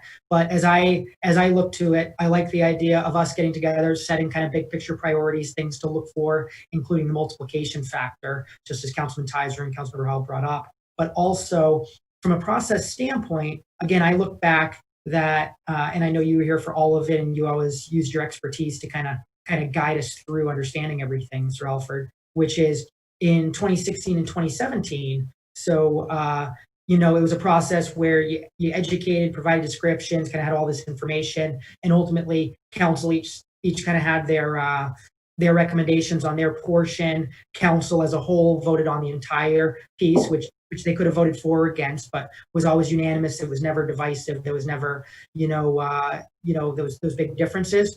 And then the new process that was created, it seemed to me like it's adding more time and work to staff, if I'm understanding correctly. I might not be, so please correct me anywhere I'm misunderstanding. But the way I see it, for those that don't know, Mr. Alford, he provides a ton of value on the CDBG grants, but really for helping out for grants as a whole. And really, it's such an important part of the city, and a big I don't know if it's right to call it a revenue opportunity, but bottom line is Mr. Alford's bringing in a lot of money to taxpayers. And so the way I see it, I want to make sure we're supporting that ability of yours and making sure you have that ability to kind of really focus on constantly bringing more grants as you and Danny and the entire team always are. And so therefore, it seemed to me that the new process that was created, it added just some division and among council that we hadn't seen with the old process. Seems to me like it added more time for staff, whereas and definitely make sure your entire team is continuing to bring in all the great grants that you do bring us. So I guess I want to understand, what makes that process better than what we had, because again, what I'm seeing is discussing the priorities, having you opening up the RFP, discussing with us what that looks like. You're doing it, you're pulling in all those RFPs and compiling the information just as you had in the past in 2016, 2017. And then council in a public meeting gets to kind of weigh in and have that vote. So those are some things I'd love to discuss. But again, Mr. Alford, thanks so much for all your expertise and what you do for CBDG, but also for all grants as well, and Mr. Fisher and the whole organization as well. Mr. Fisher, go ahead. So if I could address that, thank you for that, Councilmember Palermo. I'll ask you if you would just to be patient just a minute and a couple more slides. That's where we're going next. So we did hear that discussion on the, obviously last time on the procedures. So we're going to go through that a little bit. You are correct. It did put more time on staff. And as I said before, I think what we did was we went a little too far trying to take some of that workload on ourselves and then coming to you with the final result. And that was too far. So you'll see this in just a minute as we go through. Just hold that thought though, because I do want to make sure that we have a good discussion on that. But after we kind of look at or get any more input from these priorities for this COVID CDBG, we're going to go through what that process will be moving forward for this grant. But then it'll also be the same process that we use for our continued CDBG cycles that we have. So if it's okay, we'll kind of answer that in a little more detail in just a minute. Excellent, Mr. Fisher. I appreciate you and Mr. Alford being so prepared and ready for that. And just what you'll see, my goals are anytime there's the opportunity where we can reduce division among council, which is what we had the old process, want to discuss that. And then also really giving staff the opportunity to prioritize bringing more and more grants and just make sure that your time is being used best possible. But again, appreciate all your organization's doing, Mr. Fisher. Sure, thanks. Councilmember Spada. Thank you, City Administrator Palmer. So, well, first of all, thank you, Mr. Fisher. Thank you, Mr. Alford, for sharing with all mayor and council early on in the process, as early as you get information from HUD. We understand that. So I really appreciate you sharing with all of us early on in the process, all this information. And I would like to thank Mr. Fisher for understanding what was the issue and correct immediately the process on this. This show your leadership, Mr. Fisher, and that you listen to all council members and who we represent the people of Roswell and act accordingly. So first of all, I would like to say that for the record.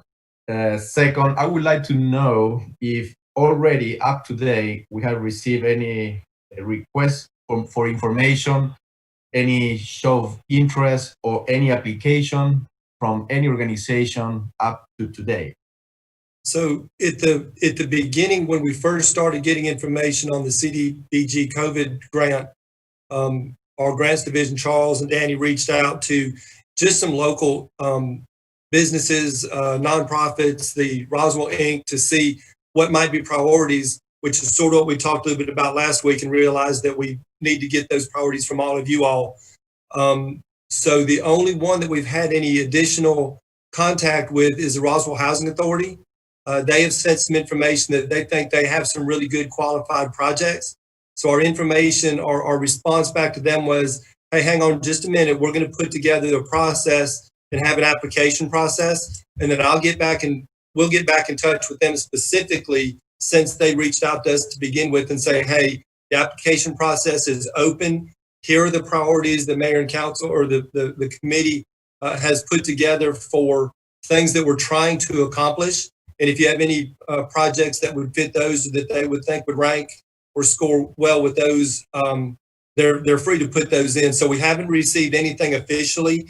We did have some general conversations up front, but then we've kind of foregone that until after this meeting is over, and then we'll put the applications out, and we'll also make sure the Roswell Housing Authority has that information, and anybody else that asks. But they have said that they certainly have an interest in some of these funds.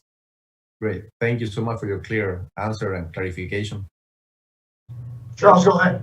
I just want to add that we did receive proposals from, we were waiting on HUD to provide more information, because they kept saying, we're going to provide more information. Don't worry, we're going to provide more information. They did that for 3 months. They still haven't provided anything. But while we were doing this, it's been in wheels. I did release that quick guide and notice to all the departments, the city departments, so they could go ahead and get some ideas flowing if there were some services or some project they had in mind for this. So we did receive proposals from Rec and Parks on that. And in addition, determined childcare as a priority from our nonprofits in Roswell, Inc. And so the CDA did submit a proposal as well on that. Now, we would ask them to go back and redo that. If you determine that to be a priority, we asked them to at least modify that to fit it into the application process, which we'll discuss here in a second. But just wanted to clarify, we did receive 2 proposals, proposal forms. They're informal in a way. So we did get that. Thank you, Mr. Alford. Any further questions or comments from the council? Thank you, gentlemen. Did you have, was there some direction you needed? Yeah, we need to hash out some priorities. I can do the process part first, and then we can hash out the priorities at the end if you'd like to do that. But what do you prefer? Do you want me to finish the presentation? I think there's 2 or 3 more slides. Is that what you prefer? Yeah, why don't you finish that up so we can then, go back to the full screen. So go ahead and finish that up, Charles.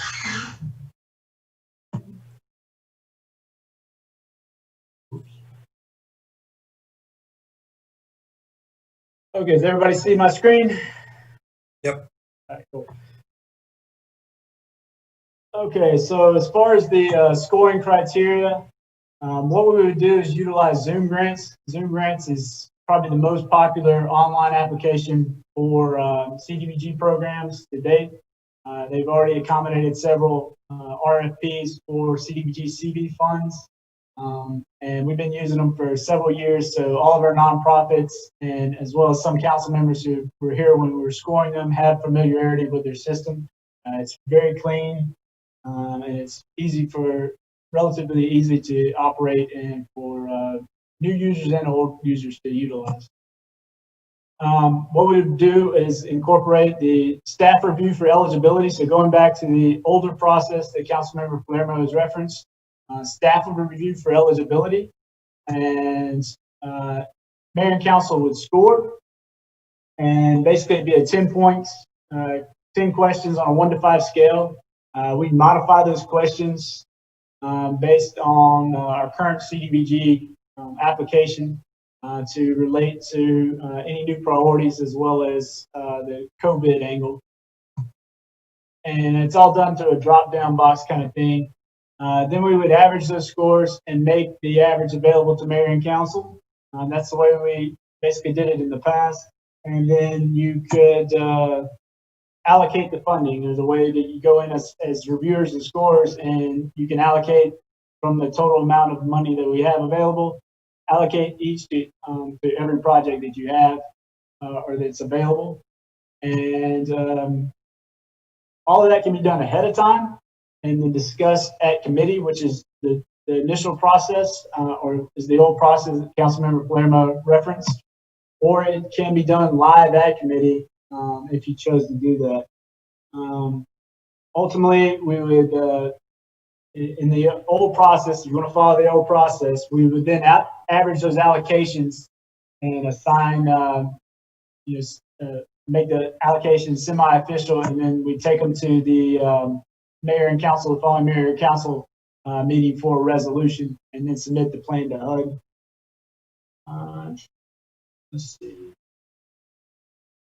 So the process that we're talking about,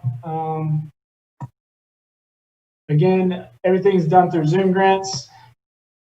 We'll modify to accommodate any, if you wanted to add the economic development activities, that's what the previous 2 slides ago, we kind of wanted to hash out whether we're going to make that a priority or not.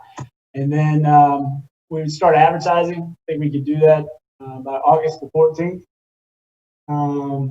And we would utilize print.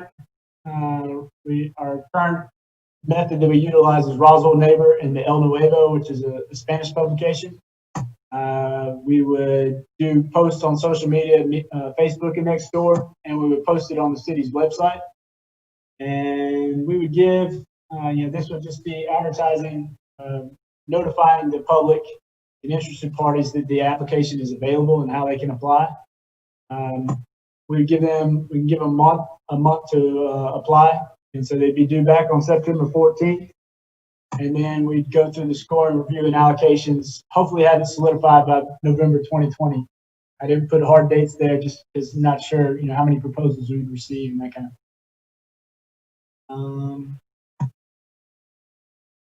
And so here's this where we're going into review. If you added economic developments as a priority, it's not currently in our consolidated plan as a priority, so we would need to do a substantial amendment to that consolidated plan. HUD is allowed under this COVID situation. They've given us a waiver where we can cut our usual 30-day public comment period down to 5 days. And so if you wanted to add special economic development component to this, we would need to go ahead and add that, preferably before we release advertising saying that it's a priority. And so that's all I had. But right now, I just want to get your feedback on adding special economic development component to this.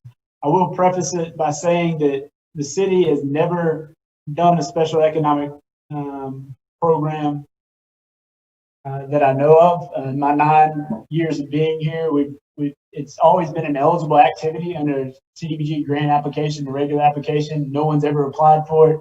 We've never instituted any kind of program. So we'd be starting from scratch in this area, and it's sort of its own world in HUD's standards. So there would be a learning curve there for us. But I'm willing to answer any questions. And if you want to add economic development, I'd like to get a motion at some point to go ahead and move that to the next council meeting. But I'll open up for questions and discussion.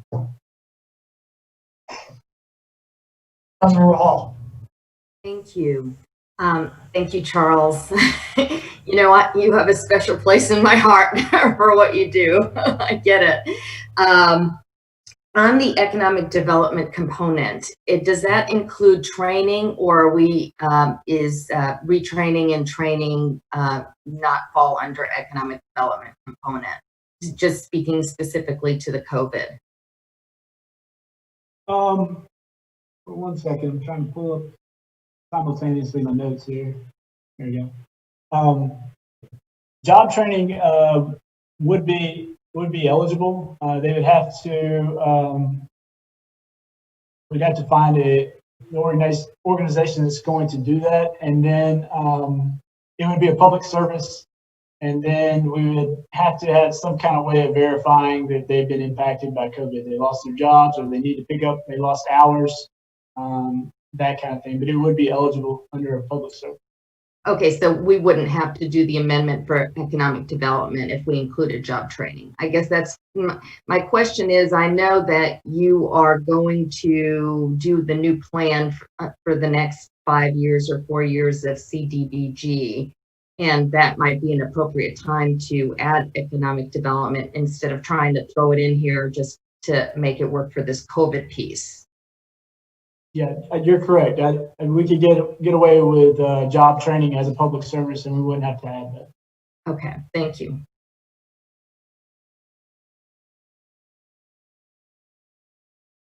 Any further questions from the council? Councilmember Palermo. Mr. Alfred, to answer your direct question about the economic development, I'm going to go with what the majority of this committee prefers. On one side, I think economic development is crucial. I think it's something the city in general needs to be investing more in. And at the same time, relatively speaking, there's the CBDG grants. There's not that much money for how many worthy causes and all that I expect to see. So that's where I'm certainly gonna support what this committee prefers. I just have a question on the process. So from the process standpoint, which again, which I experienced as the benefits being less division and also more time for staff to focus on other priorities and more grants, was council kind of had to do that score sheet ahead of time and have it prepared for that committee meeting where there was the official discussion and vote at the committee meeting. Is that the process that you're laying out when you propose that here, or is that different from the proposal? That would be, it would be the same. That would be the one I'm recommending. I put the option to hash it out at committee if you'd like to do it that way. But in the past, we had done it before committee, probably cut down on some of the discussion. Yeah, and I'm fine either way. It's more of I want to make sure the council have all done their homework, which you and Mr. Fisher and Danny were all on us last time to make sure we at least did the homework, but realizing committee's going to really make everything final and official and discuss and obviously the opportunity for changes at committee. Because with the Zoom, using the Zoom grant program, once we get everything entered in, you can go into your leisure and do all the scoring and all that. So you'll have all your individual scoring up front. And then at some point we can bring it back to the committee to go over that so that we see what the total scores are before we ever start talking about approving or allocating funds. Councilmember Wilsey. Yes, thank you. And again, great presentation, Charles. I appreciate all the work that you've done.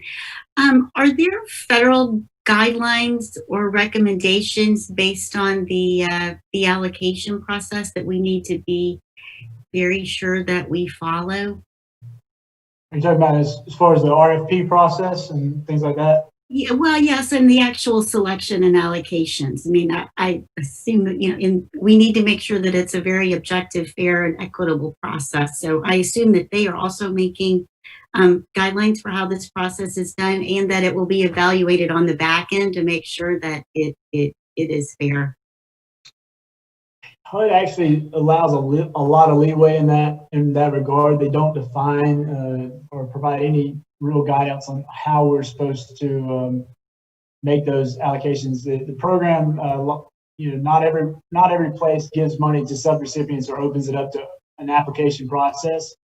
So they've never issued any kind of guidance on that, except the general, it has to be fair and things like that.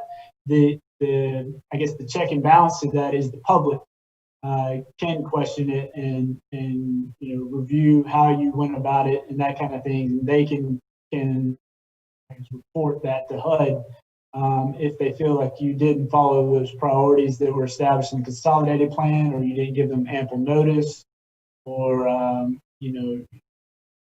all of this stuff that we do. The proposal process is open for public review and things like that, so they can go in and check and see if we were doing something that wasn't on the up and up.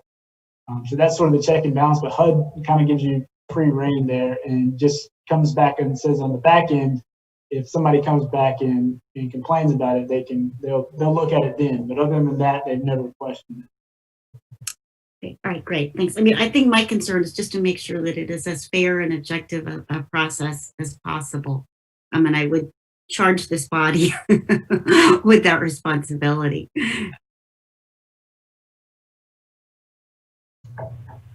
Councilmember Zapata.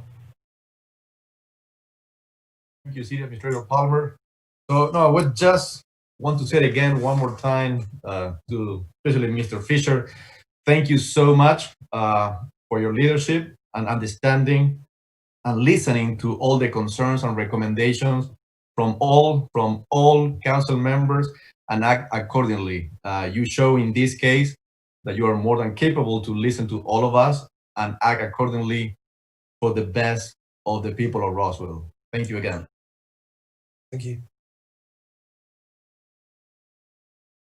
Any further questions or comments from the council?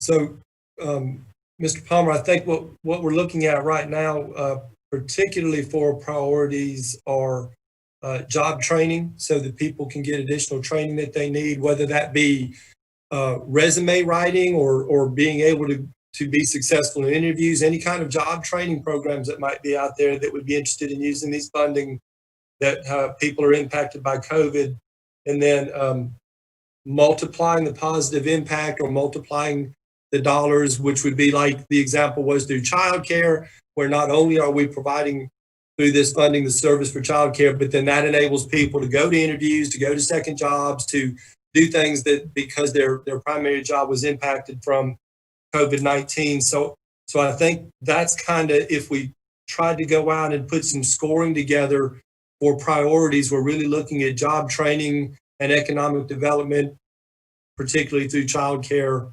processes or applications.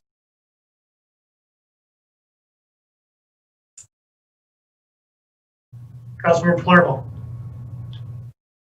Thank you. So, Mr. Fisher, I strongly believe that that multiplying impact needs to be a factor and needs to be something that we're all seeing and have visibility to. Okay. And at the same time, before making any specific decisions on specifically what should receive those funds, I think it will be important to see everything, because again, you know, absolutely the safety and the health of Roswell residents, in my mind, needs to be a priority. And not to say, you know, that many different ways to accomplish that exist, but I just want to make sure that we're not narrowing it too much, and we are just opening it up, knowing that again, childcare has multiple benefits. The multiplication, the fact that just the clear need to provide safety. There's a lot of factors that go into it, but at the same time, you know, I do want to make sure we aren't narrowing it so much that we're eliminating the possibility of other safety measures and for the health and well-being of our residents.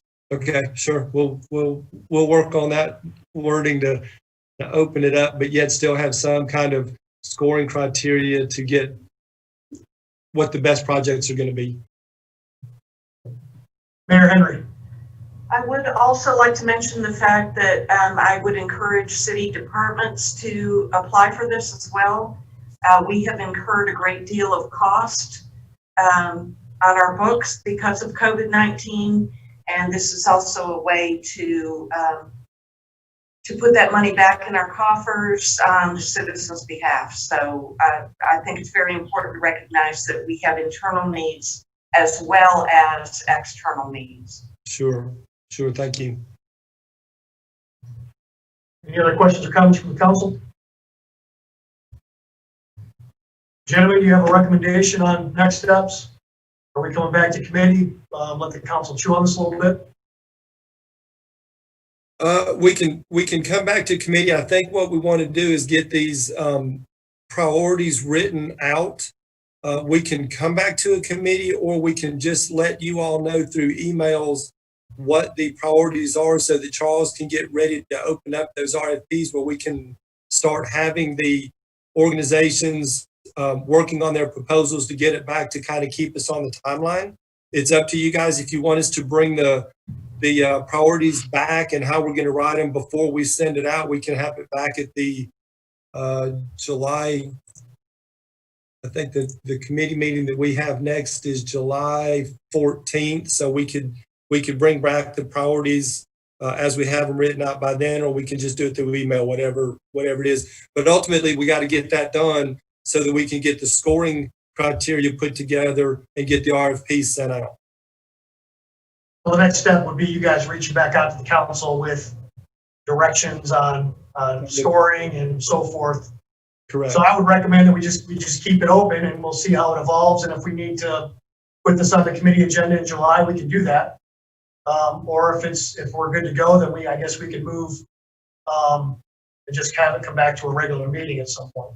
All right, well, let us do that. Let us put together the priorities and some of the scoring criteria based on this discussion we've had today, and we'll get those out to all of you all. If looks like there's going to be a lot of additional discussion, we can do something at our next committee meeting. If not, and everybody, if we have the consensus, we'll go ahead and get the process started, and you all will be involved here from the beginning. Cool. Charles, you have anything else? No, that's all I had. The council have any questions for Charles or Mr. Fisher? All right, thanks, gents. Moving on to Thanks, Charles. other items. Item number 4, Councilmember Hall, discussion regarding sidewalk matrix. Councilmember Hall. Thank you, Administrator Palmer. I asked that this be on this meeting because next month the transportation director is bringing the matrix discussion.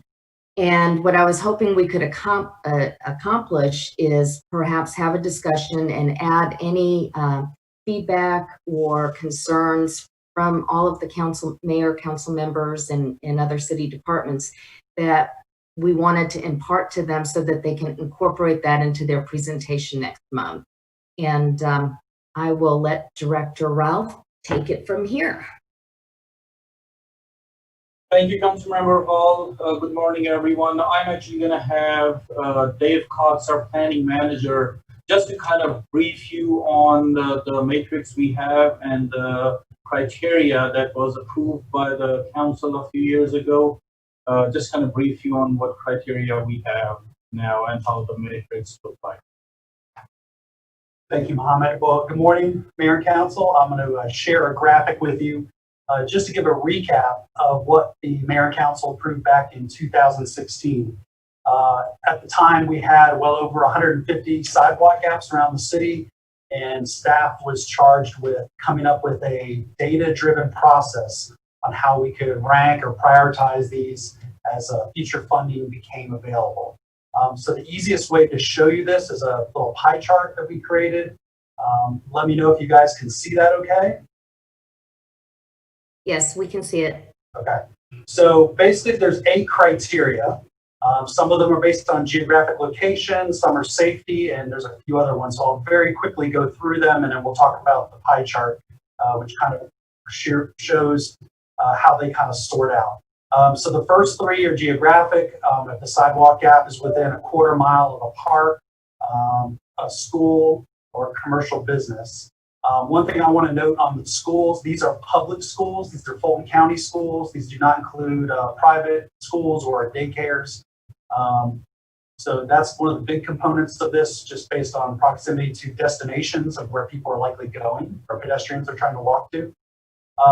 Another big component here, it's basically, we call it a desire path or a goat trail. Some people call it a cattle trail.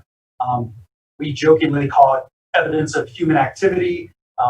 It's kind of like, you remember Anthropology 101 in college, we're trying to find some metric to measure where people have been there or not. And when you walk on a grassy side of a road, you can see the little footpath worn in the grass. That's clear evidence of foot traffic. So we wanted to put that in there for any gaps that might be out there. Another big part of it was we have our hub and spoke map, which if you recall from the 2019 Bicycle and Pedestrian Master Plan, we came up with a core list of multi-use trails around the city based on needs and public input that we received over 2019 to basically highlight key corridors across Roswell. This replaced the old Roswell loop system. Some of you may remember we had an old trail system around the city of different colored loops, red, yellow, purple. This hub and spoke map recently replaced that, and we've accommodated for it in the rankings. The next one is a little confusing, so I'll try to explain it. It's basically which side of the road that the sidewalks are on. So for example, some areas of town, there's no sidewalks, and we have gaps on those. In some areas where there's a sidewalk on one side of the road, but not the other. So if there's a gap on the opposite side, we give it points for that. If there's no sidewalks at all, it gets more points.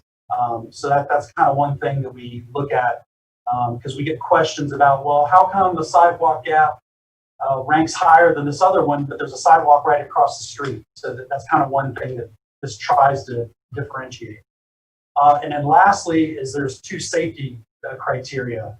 The 85th percentile is basically based on speeding. The transportation department tracks, speed limits and speeding opportunities based on data. As you know, in Roswell, a lot of our roads are very hilly, so that also kind of increases speeds on some of our corridors. So we track which roads speeding is prevalent on. And we also have just perceived safety based on staff going out there and seeing where people would be walking, how safe they would basically feel if you're a pedestrian. Even though they're not on the road, we want to take into account those safety factors just because there is some concern there. I think just yesterday or 2 days ago in the news, a pedestrian was a young child, 13-year-old, was killed in Forsyth County walking along the side of the road. They might have been on the sidewalk, but there is a safety factor we want to take into account even if you're not walking on the road. But basically, here's the point system, and I just want to point out, this is assuming the sidewalk gap gets maximum points. So the best perfect score is 50, and I kind of compiled it just for graphical purposes, a little easier to understand. If you look at it here, as you can see, these 10 points here for you're near a commercial business, or you're near a goat trail on the side of the road where there's a worn path in the grass. Those make up the bulk of the points. You gotta get the maximum points here. And then if you combine the two safety ones, which is kind of this brown color and the darker blue, so those are kind of the big point getters. But we try to differentiate it so that each roughly these get the same amount of priority. The one thing is when we tried to meddle with this in the past, the more things you add, you lessen these little slices of pie. So we're very careful, and we want to be, sharpen our pencils on how we move forward. Because if you start adding more and more criteria, they don't really move the needle very much. So we want to be mindful of that. And we're really looking forward to discussing this next month, as Councilmember Hall mentioned. So we would really like any input now or stuff to think about, in addition to things we looked at during our bicycle and pedestrian master plan. Dave, if you could stop sharing your screen, I'd appreciate it. Sure. Councilmember Palermo. Thank you. Mr. Cox, first of all, I don't know if you were at all the meetings where we passed the bike ped master plan, but I just really want to specifically call you out. I know I saw you a lot in the community, gathering input and putting a lot of hard work into that and so thank you for all you did towards that, and definitely a great benefit to the community. So I actually just have a couple just kind of basic questions. So now remind me, so each of those items, some of them are 5 points, some of them are 10 points. Is it all or none, or is there partial? Is it 0 or 5, or theoretically one spot gets 2 points, one gets 4? How does that work? Some of them are partial. I'd say half, if not more, kind of an all or nothing. Some can get 1 point, some will get 3 points, some will get 5. Some of them are 1 or 5. So there's a couple that are partials, yes. Okay. And then another question is, so it used to be it would get extra points if it was on the Roswell loop. Basically, you just switch that out, and instead it gets extra points if it's on the bike ped master plan. Out of curiosity, how much did that change the prioritization list, or was that not looked at yet? It did a little bit of changing, not a whole lot. I would say the bulk of the hub and spoke system was the Roswell loop. We removed some parts of the Roswell loop, but we added some more. And also keep in mind, a lot of our hub and spokes, they already have existing multi-use path out there today, like on Riverside Azalea or on Eves Road.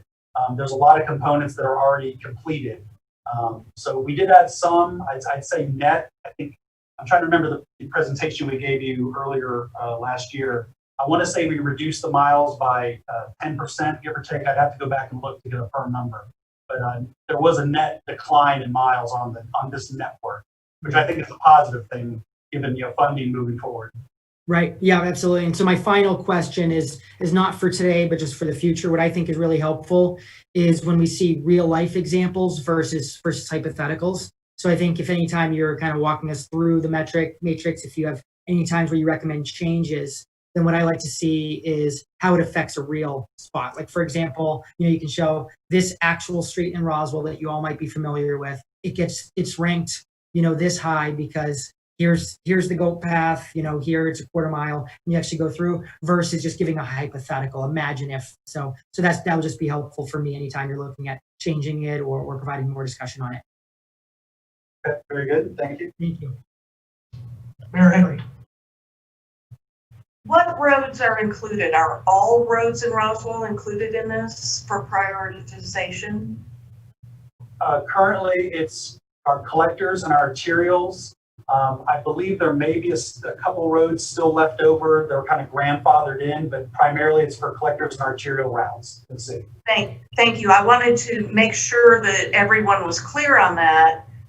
Because, for example, I live in a downtown Roswell, on a downtown Roswell street, and the old grid network of roads, but I don't live on a collector or arterial. But my road is heavily used for pedestrians. There's school in the vicinity, there are parks in the vicinity, And people currently are walking down the middle of Manhattan Drive because it's a highly pedestrian friendly area, even though we don't have sidewalks. So I would like to have that to be a consideration. I'm not asking for my street, but I am asking where we've got a downtown area that's pedestrian friendly, I think, and there's schools and parks nearby. I think that that should be a consideration as well. And I realize by adding that, it also taxes our sidewalk fund even more, and because we all know we don't have money to build sidewalks, let alone all the sidewalks we need. But I would like everyone to look at that as well. Councilmember Tizer. Thank you. I'd like to see somewhere in the matrix in the scoring, some ranking for cost. You know, we've got limited funds to do these things, and I think there's probably some problems that if cost had something to do with it, we might be able to get them done rather than them hiding down at, you know, ranking 134 or 135.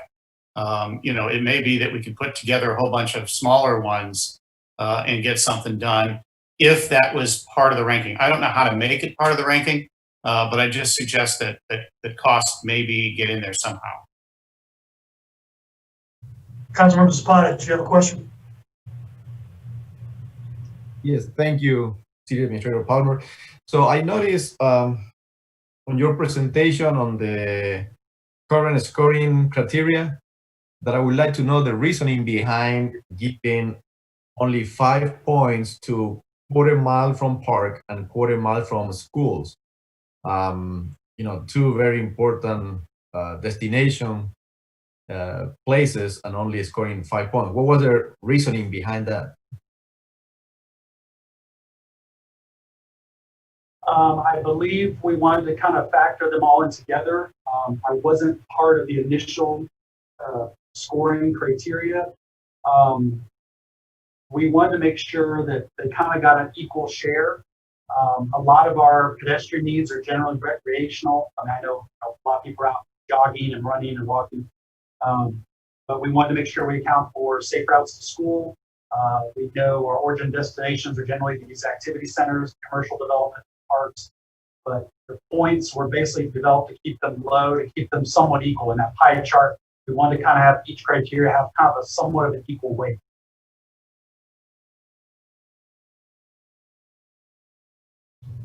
Councilmember Hall. Thank you. I just had a couple of comments and a couple of questions. One of my questions is, do any of those safety things look at the volume of cars? I know you addressed the speed of cars, but the volume of cars traveling down the street is different than the speed of cars. And other safety, you know, or perhaps volume is factored in one of those safety mechanisms. And the other thing is, do we look at the density of the area around where the sidewalk section is?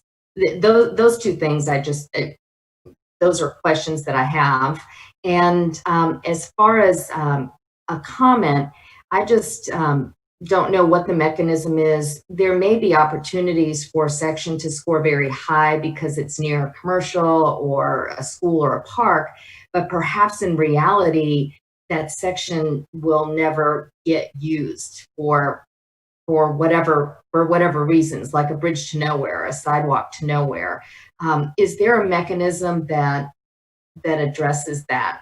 These are just questions on, you know, they may exist. And Councilmember Wilsey, I did look for the meeting that you suggested. I looked in March and April of last year. I couldn't find it, so I'll have to get the date of that meeting, that discussion.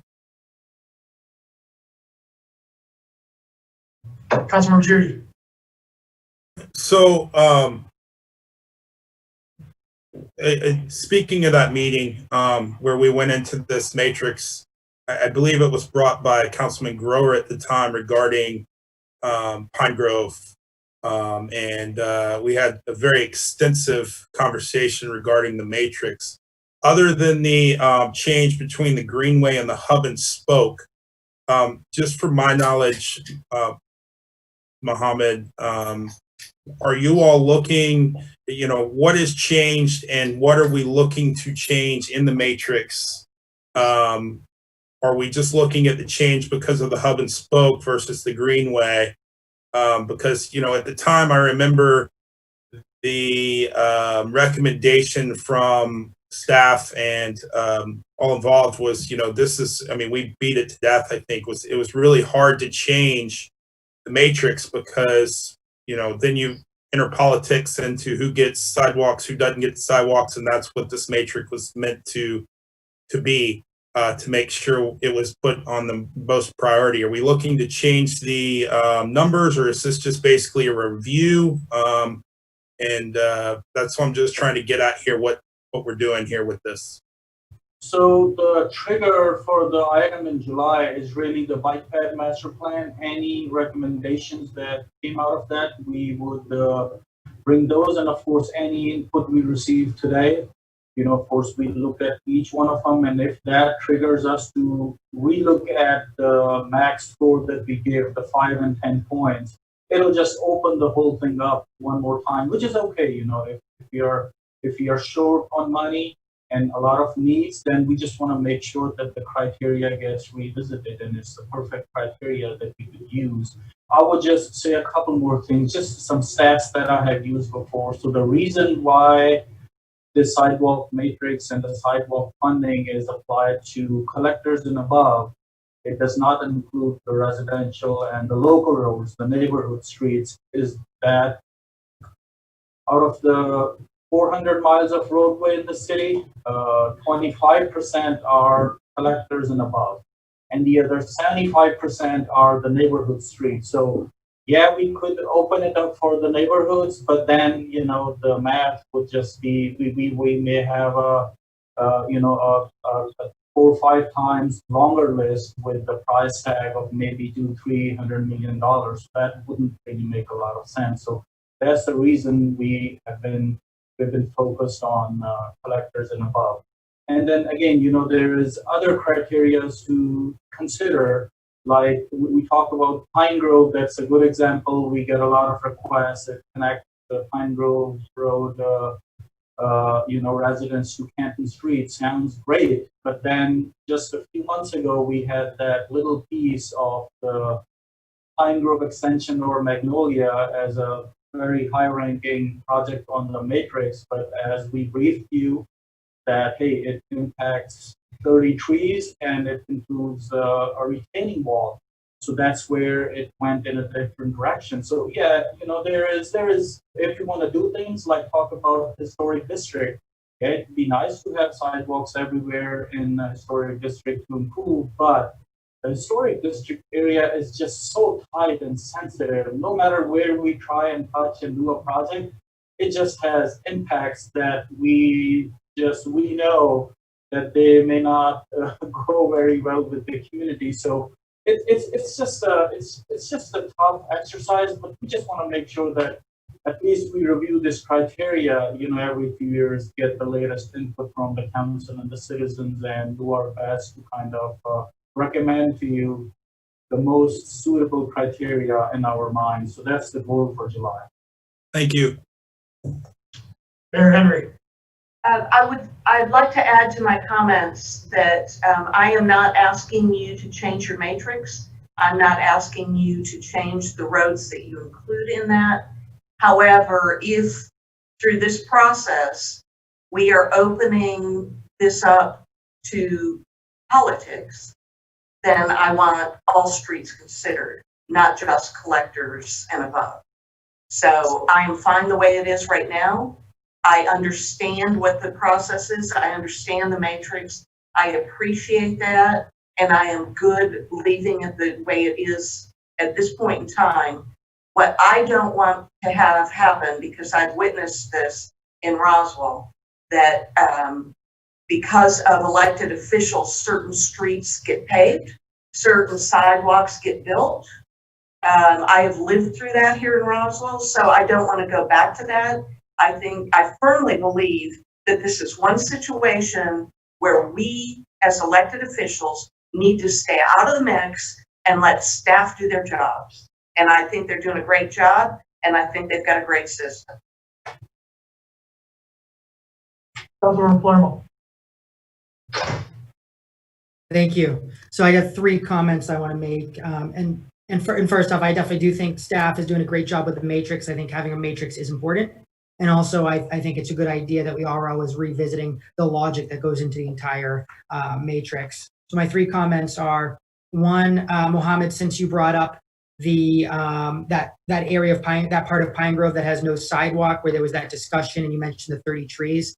That's the exact reason I was really glad what this council passed unanimously regarding the bike ped master plan, is that staff would be looking at, and not immediately, not today, not tomorrow, but would be looking at each side of the road, because on which one makes more sense for that multi-use path, with cost and just disturbance, et cetera, being one of the factors. Because I think that's a perfect example where I think it makes sense, where the multi-use path, either for the entire portion or just for a small portion, is on the other side. And then by having that smaller sidewalk right there, much lower cost, lower impact with not needing, or much smaller retaining wall, as well as a lot less trees healed. So that's why I'm so glad that was included in the motion, and glad I trust staff will be doing that, with that being a perfect example. That was my comment number 1. Comment number 2, I just want to say I certainly agree with Councilmember Hall regarding, I think volume of cars should be an additional factor,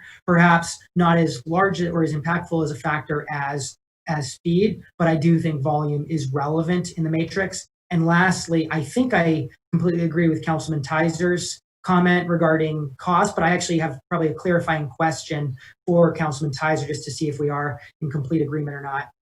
I want to use an unrealistic example just to make sure I understand. I think if I heard Councilmember Tiser correctly, it was, if hypothetically the number 1 and number 2 scoring sidewalks cost $1 million each.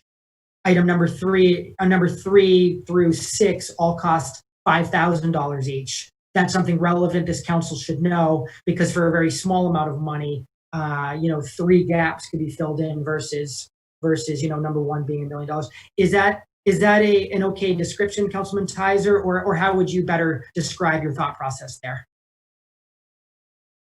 I think that's a significant part of my discussion, or my concern. Yeah, I don't want us to, we have a limited amount of money. If we're going to spend $500,000 to $1 million a year, let's get as many problems solved as we can, rather than just one. So it's not just the first 2 are $1 million. It's, look, we have $1 million. Let's not just necessarily do the first 1, right? Because we may be able to get items 10 through 20 done with that same $1 million. I'm not saying we should do that. I'm saying that should be a factor in the decision process, because we can make a lot more residents happy. We can create a lot more safety, right? By adding that little bit of tweak to the process. And I agree with that. So thank you for giving me the opportunity to kind of get into those details. I definitely agree with that. Councilmember Wellesley, did you have a question or comment? Just a quick comment. I think one of the tests of how well the matrix works is to look at the list of the prioritization list. And as I look at each one of those, I see, yes, that is, and that should be a priority. So if there are things that you don't feel like should be there, I think one of the ways to test it is to look at the scoring criteria and see why one is ranked higher than the other, and something else is falling off. So anyway, I think it's a solid list and a good system. Any other questions or comments from the council? Councilmember Hall, it's back to you. Thank you. And thank you, Mohammed and Mr. Cox, for the presentation. And we'll look forward to the presentation in July. Thank you. Thanks, gents. Moving on to item number 5, Councilmember Hall, discussion to create a citizen advisory committee for the final design phase of the historic gateway project. Councilmember Hall. Thank you, Administrator Palmer. I am excited to bring this forward, and just to give a little bit of background, I think this is really going to be well received, and I think it's really needed. Whether perception or reality, this gateway project, I mean, the reality is it's been a long project. We're 10 years into this project, and really the active resident participation was over 8 years ago. And as a result of that, there have the public feels that they've been left out of the process.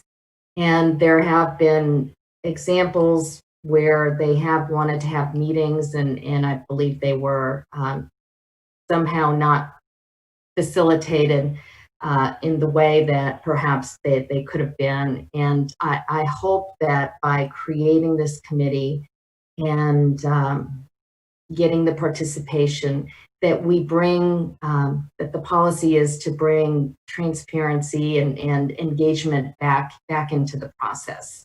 So that's what I hope to accomplish with this. And I hope we look at policy and how the city moves forward from here with policy decisions and engaging the citizens more. Before we go, I do have a draft of a proposed structure for the committee. I used the East Roswell Economic Action Committee template as a draft, not necessarily that committee structure, but that's where I got the format from. But if anybody has any commentary that they'd like to give now before we dive into that, I'd like to give you that chance. Councilmember Tizer. Thank you, Mr. Palmer. Councilmember Hall and I spent, about an hour together talking about how to potentially put something like this together. I have not, nor I don't think anyone else has seen the draft. And I think it's probably wiser if you could circulate that to us so that we can have a chance to review it and come back with good solid thoughts and questions on it. There are some really good reasons to have an advisory group like this that we talked about. Things like, what kind of trees, if possible, or different sorts of entrances and exits to roundabouts we discussed.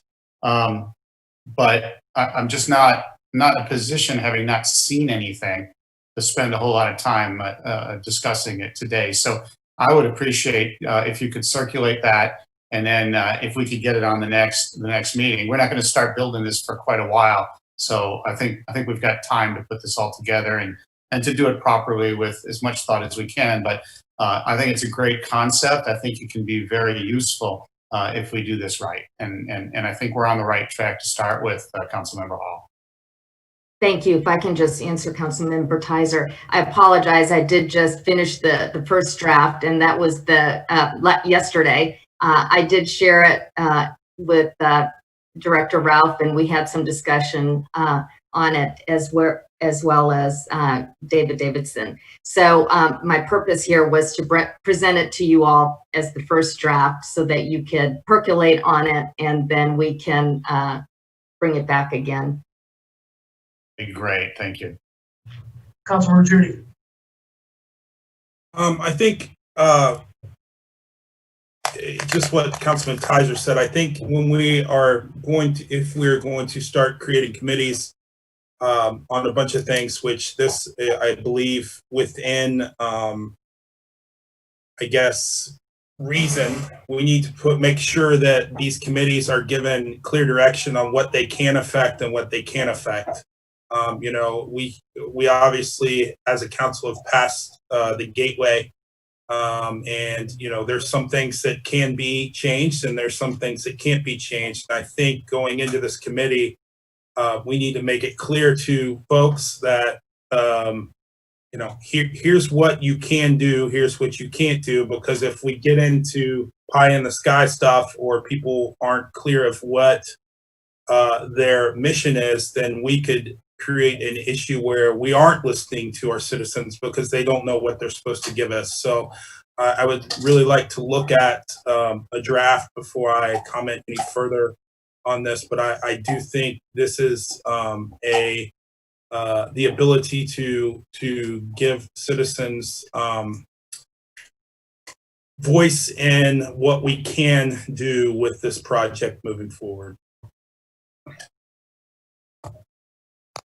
Councilmember Palermo. So, Councilmember Hall, thank you for bringing this forward. I think this is really important, given all the distrust that has been created through this process and many others. So, I think this is just a necessary step. And what I'd say is, I'm certainly supportive of deferring this. However, I would only be supportive of deferring this till the next committee meeting, not the next transportation committee meeting. And the reason is, I feel like this should have actually happened a long time ago. So I appreciate, again, you bringing this forward, but I don't want to see this wait another month, wait till the end of July. I do want to see this happen sooner. And because, again, the example and, the fact that unfortunately, the majority of this council has supported that behind closed doors, some of these discussions would not be public and available for residents. We had the opportunity to request almost 2 years ago now to have a discussion on the footprint in public and really try to get ahead of some things. That was denied. So instead, the public started realizing and seeing more, late last year on what the footprint was going to be like, and a lot of disappointment and outrage, and we had lost over a year. And same thing when residents were initially just learning all this, there was the opportunity to really meet with residents and really see that we're one Roswell, we're all working together and just doing everything we can. And that was denied, and there weren't those opportunities. So I feel like we've continued to delay, just having these types of discussions and inclusion.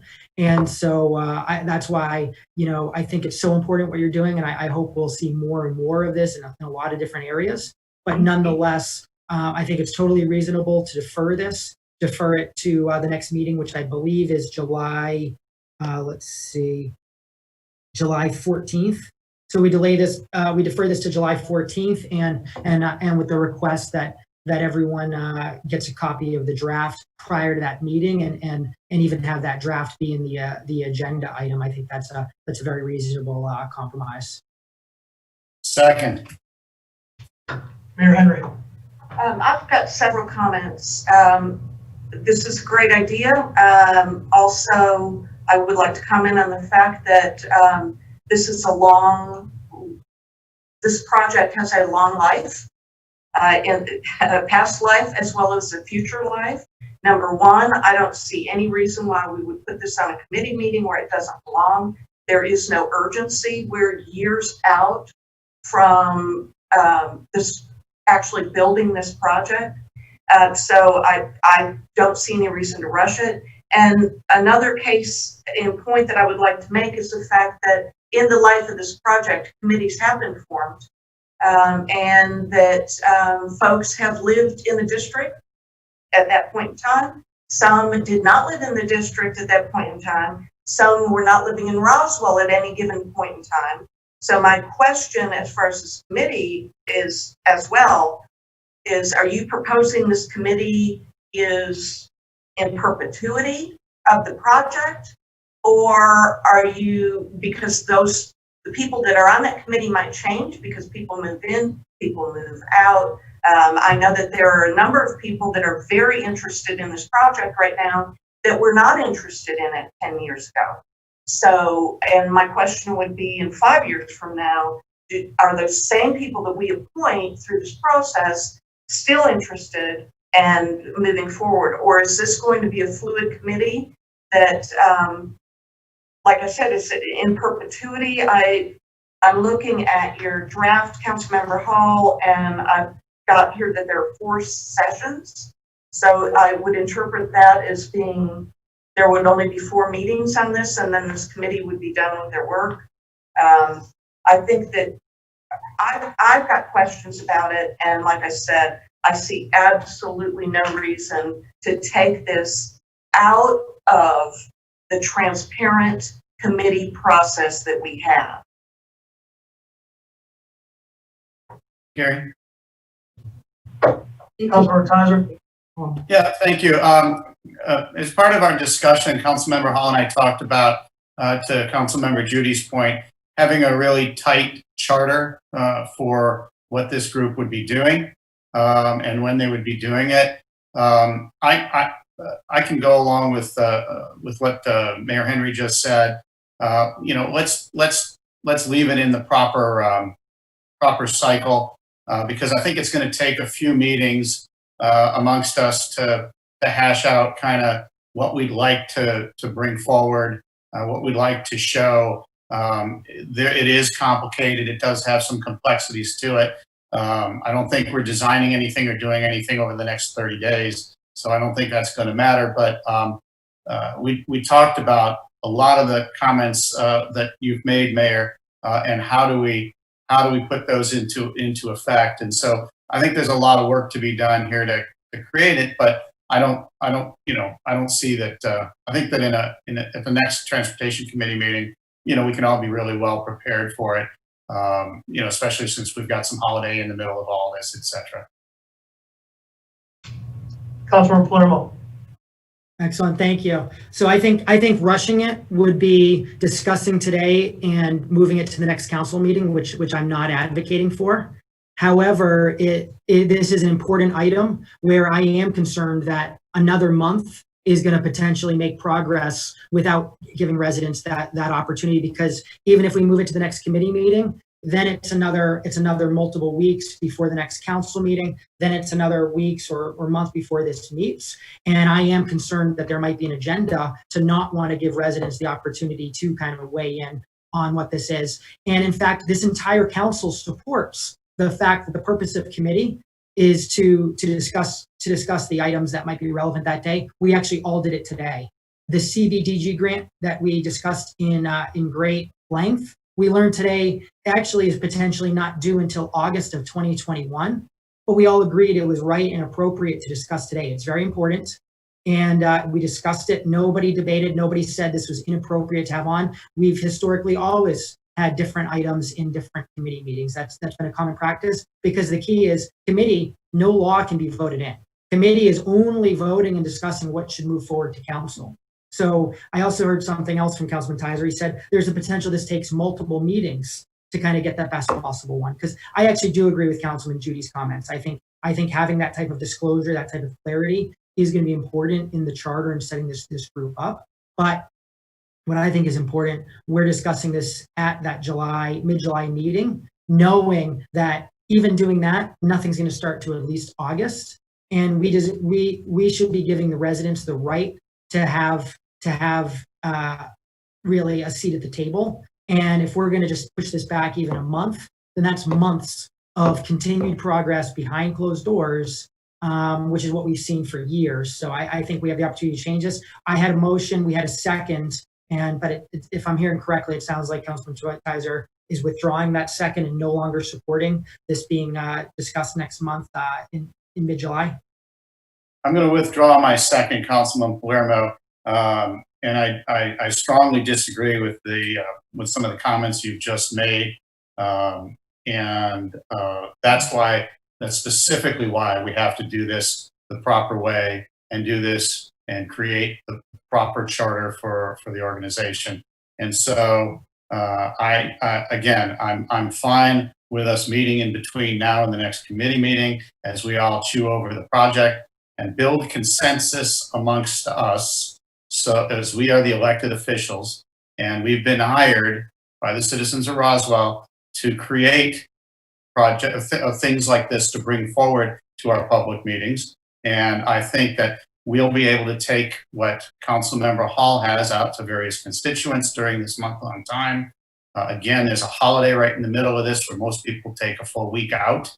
And I just think that based on all those factors, I don't think we stop working. And I'm willing to commit to sitting with Councilmember Hall again.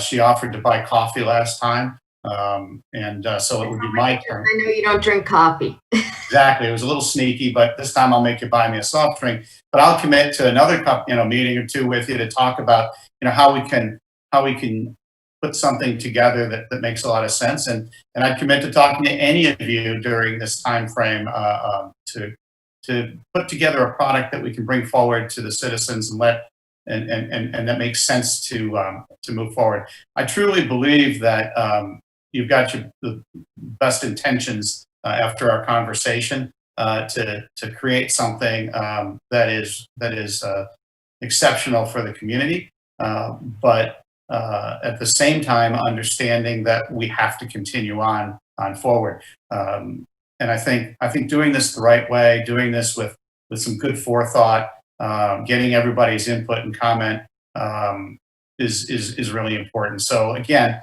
appreciate it. Look forward to future meetings. I'm not going to start drinking coffee, but there you have it. Councilmember Woolsey. Yes, thank you. And yes, I do agree. This is a good idea. I think there will be lots of opportunities going forward in this next phase of the project for some citizen input and guidance. And Councilmember Hall, I would also suggest, I would be happy to meet with you as well as Councilmember Tizer and any other interested council members, but I'd also suggest that you work very closely with Director Ralph and the department. I know they've had some experience in putting together the citizen advisory panels, for instance, for the bike ped master plan, and specifically identifying the opportunities and putting some parameters around where input is needed during this phase of the project. So again, just working together with the department and other council members, I think you can bring something forward that we'll all be supportive of. Yes, thank you. Director Ralph and I met and I incorporated all of his commentary into the. I look forward to seeing it. Yes, we do. Councilmember Zapata. Thank you, City Administrator Palmer. Well, I do see the importance of having this citizen advisory committee. I do see the urgency of putting together this committee, and I'm telling you why. I'm telling you why because according with my experience, things are brought to mayor and council vote last minute with no room or very, very, very little room for improvements. And we've been there. We suffered that approach. So having early, I repeat, having early this committee in functioning will allow us to do any possible improvement to the final design that is going on. So the more that we procrastinate to put together this committee, the less room that this committee will have to suggest improvements to this final design phase. So I think that I see the urgency and I see the need of this committee. And I witnessed, in person last November when I was with a group of concerned and informed citizens to have a meeting with the transportation department. That was not facilitated. It was denied 3 times. I never had opportunity back early November 2019 to have this meeting with a group of concerned and informed citizens regarding the Historic Gate project. So I see that this shouldn't happen ever, but it did happen, unfortunately, and I witnessed in person this situation. So I think that having this committee in place will definitely bring a lot of community input and definitely won't be denied any meetings to residents and taxpayers concerning this project or any other project. And I do believe that this is a big enough project. I'm not saying to create committee for everything, but this is one of the biggest current projects in the city of Roswell for the importance, the size, and the cost deserve to have a citizen advisory committee. And then if this committee, people can maybe move, people might decide not to be in the committee forever, but then the committee is in action and will pass, and the committee will create records. So it will be whoever take over in the future on this committee will have records of meetings and decisions and suggestions of this committee. So I think that I understand and I see the urgency and the importance of having this committee as soon as possible. And I will second to bring into the next transportation meeting and then get this rolling and not waste any more time. Every week that we waste and the project progress is one less week that the community, the citizens, and the taxpayer have to have an input of any possible improvement to this project. Thank you. Mayor Henry. I believe what I heard Councilmember Zapata say is bringing this to the next Transportation Committee meeting, correct? Okay, and so having said that, and when you speak of urgency, let me just say this. Please don't interrupt me, Councilmember Palermo. What I am saying to you, Councilmember Zapata and Councilmember Palermo, if this was so urgent, why didn't you propose this committee a year ago? This isn't a new novel approach to the way we deal with things in Roswell. So I do not see the urgency. I think it needs to go through the proper channel, and I will vote in favor of bringing it to the next Transportation Committee meeting.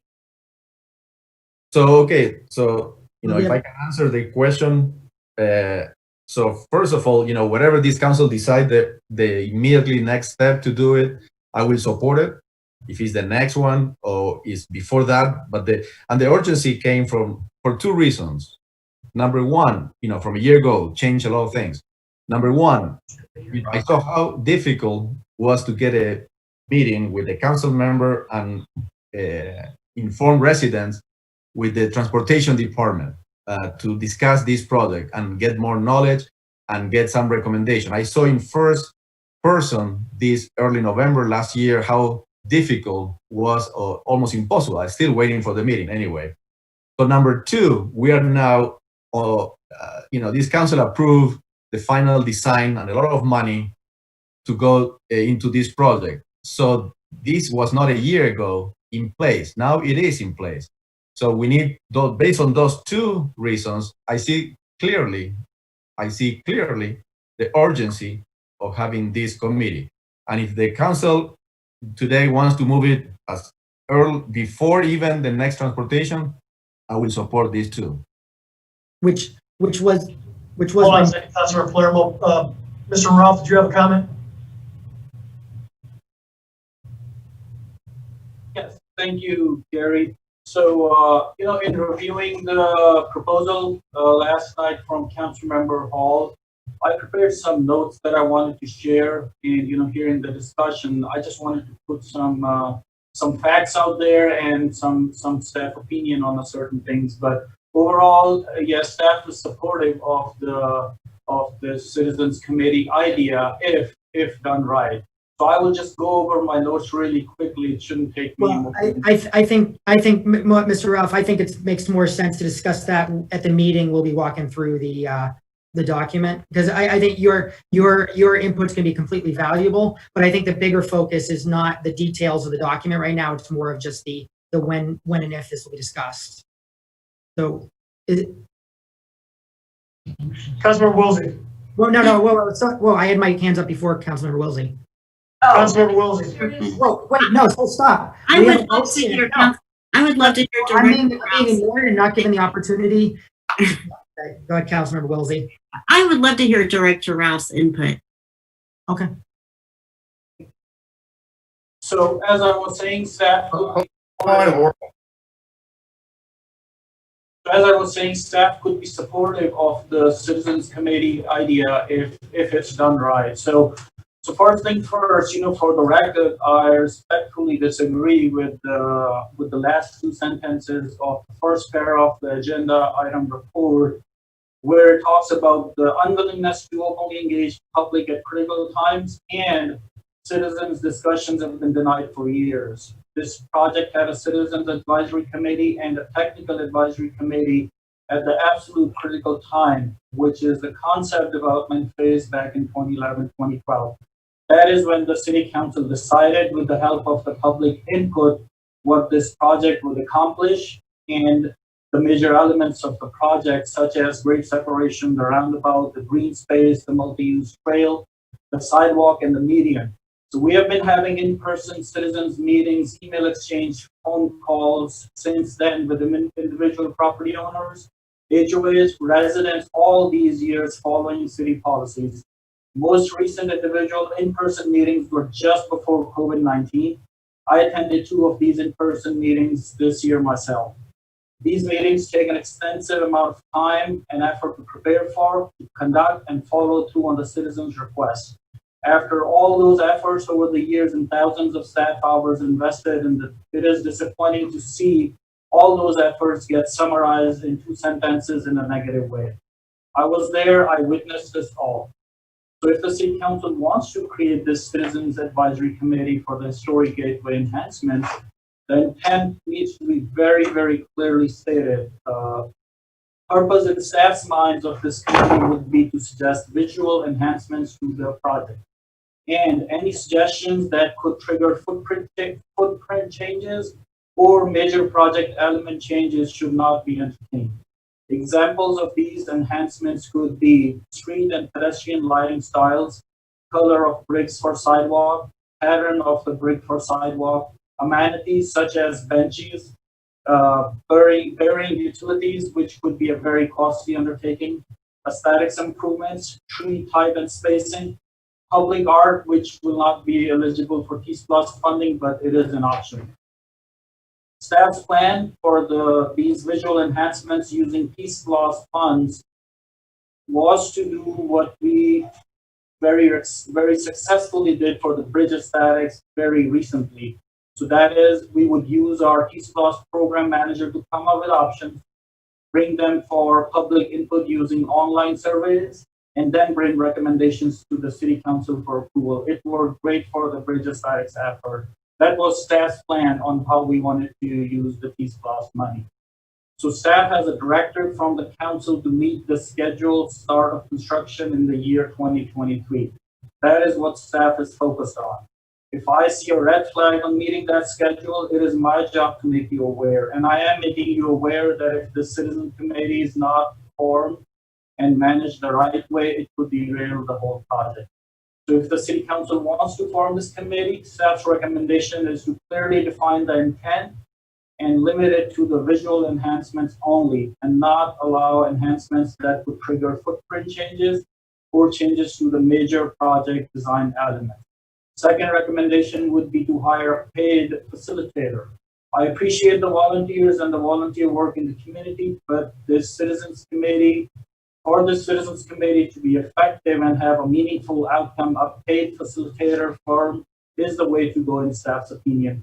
Staff will assist the facilitator and the facilitator can ensure keeping everyone to task and to build consensus. A recent example where the city used a firm is the historic district master plan. So that is all I was gonna say. Thanks, Mohammed. Councilman Palermo.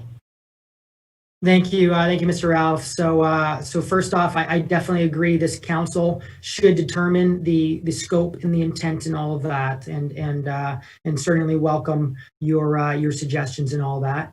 I will say, so yes, there certainly were those public process aspects in 2011 and et cetera that you mentioned. And at the end of the day, unfortunately, it was not you, Mr. Ralph, but at the end of the day, in 2018 and 2019, there were requests for public meetings, there were requests for meetings with residents, and those were all denied, which has really fostered the distrust and why there's the importance of this urgency. It's just like what we're seeing in the Mill Village. In the Mill Village, there's a very similar situation where there's distrust, and what's occurring is just continuing adding on to that. So there was a proposal for a two-way cut through. Member Palermo, you are off topic, and I am not going to sit and listen to this. Wait, stop. This is completely relevant. No, you're off topic. No, you are out of order. I'm not off topic. No, It's in the we're talking description. about the gateway, we're talking about a committee. We're We can- not we talking can read the about Mill description. Village right now. No, we're talking about a bigger issue, which is distrust. Councilmember No, Hall. I'll give you distrust. Distrust. I'll give you distrust. Okay. Yes, I You're can see talking that. about distrust, things behind closed doors. I am sorry that you have never learned about governing through consensus. I am sorry you don't grasp the concept of meeting with council members to gain consensus. I am sorry that that's beyond your scope of knowledge. But I will tell you right now that what you're bringing up in this meeting is out of order. Okay, so I will even stop, even though it's in the description, I will stop talking about it, but let me give you, there's two different processes. Oh, no, Okay, we'll be so I'm gonna talk discussing about that gateway. description at a later time, Councilmember Palermo. So there's the Not gate. for this committee. Okay, so there's two processes to come up with this proposal. One is, it sounds like having a lot of discussions not in the public, which might get us to the right place and it might not, but here's my concern. There needs to act. We'll have a meeting in a month to discuss this in public. Right. I am not indicating anything else. I am not indicating backroom deals or distrust. We bring it to the next transportation committee meeting and hopefully we will have a better product than we have today because most of us have not seen that product today. Right. That is what I'm suggesting. This is called making this sausage. Okay. And if you attempt to characterize it as anything but that, I'm going to call you on the carpet for it, and I already have. Okay, and so just what I want to bring up is here's what I would like to see out of this this committee. I want to make sure that they really is team. I believe we've got a motion to take this to the next transportation No, we committee. don't. That was not my motion. My motion is for July 15th. I'd like to take a vote. Kaiser seconded it. So but then he withdrew Hold it. on, hold on a Kaiser second. withdrew his second, to be clear. Let's all I have a just, second. let's take a breath. And we've got a motion on the floor. Councilman Palermo, can you repeat your motion? Sure. Motion to move this item to the next committee meeting, which is on July 14th or 15th. Is there a second? Second. Okay, motion on the floor to move to the next council meeting, this discussion, seconded by Councilmember Hall. I'm going to read the roll. Mayor Henry. I do not support it. Councilmember Hall.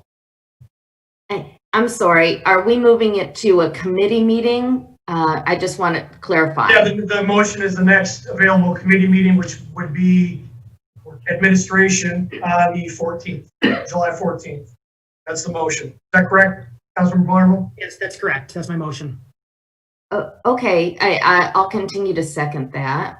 Okay, and you're voting in favor of that then? Yes. I mean, you can second something and vote against it. I'm just asking if you're going to second it. I know it's confusing, kind of dumb, but are you voting in favor of it?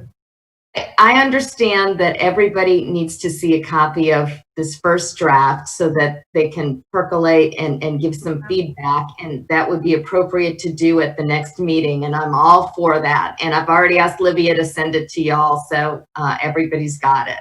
Okay, so that's a yay. Councilmember Judy? No. Councilmember Palermo? Yes. Councilmember Tizer? Can't hear you, Tizer. No. Councilmember Woolsey? No. Councilmember Zapata? Absolutely, yes, and I don't appreciate interrupting any council member during the discussion. Okay, the motion fails. Is there an alternative motion? Motion to move this to the next transportation committee meeting. Is there a second? Second. Motion made by Councilmember Tizer, second by Councilmember Woolsey. Mayor Henry. Yes. Councilmember Hall. Yes. Councilmember Judy. Yes. Councilmember Palermo. Yes. Councilmember Tizer. Yes. Councilmember Woolsey. Yes. Councilmember Zapata. Better than nothing, yes. Motion carries unanimous. Thank you. We are adjourned. Thanks. Have a good day. Thank you.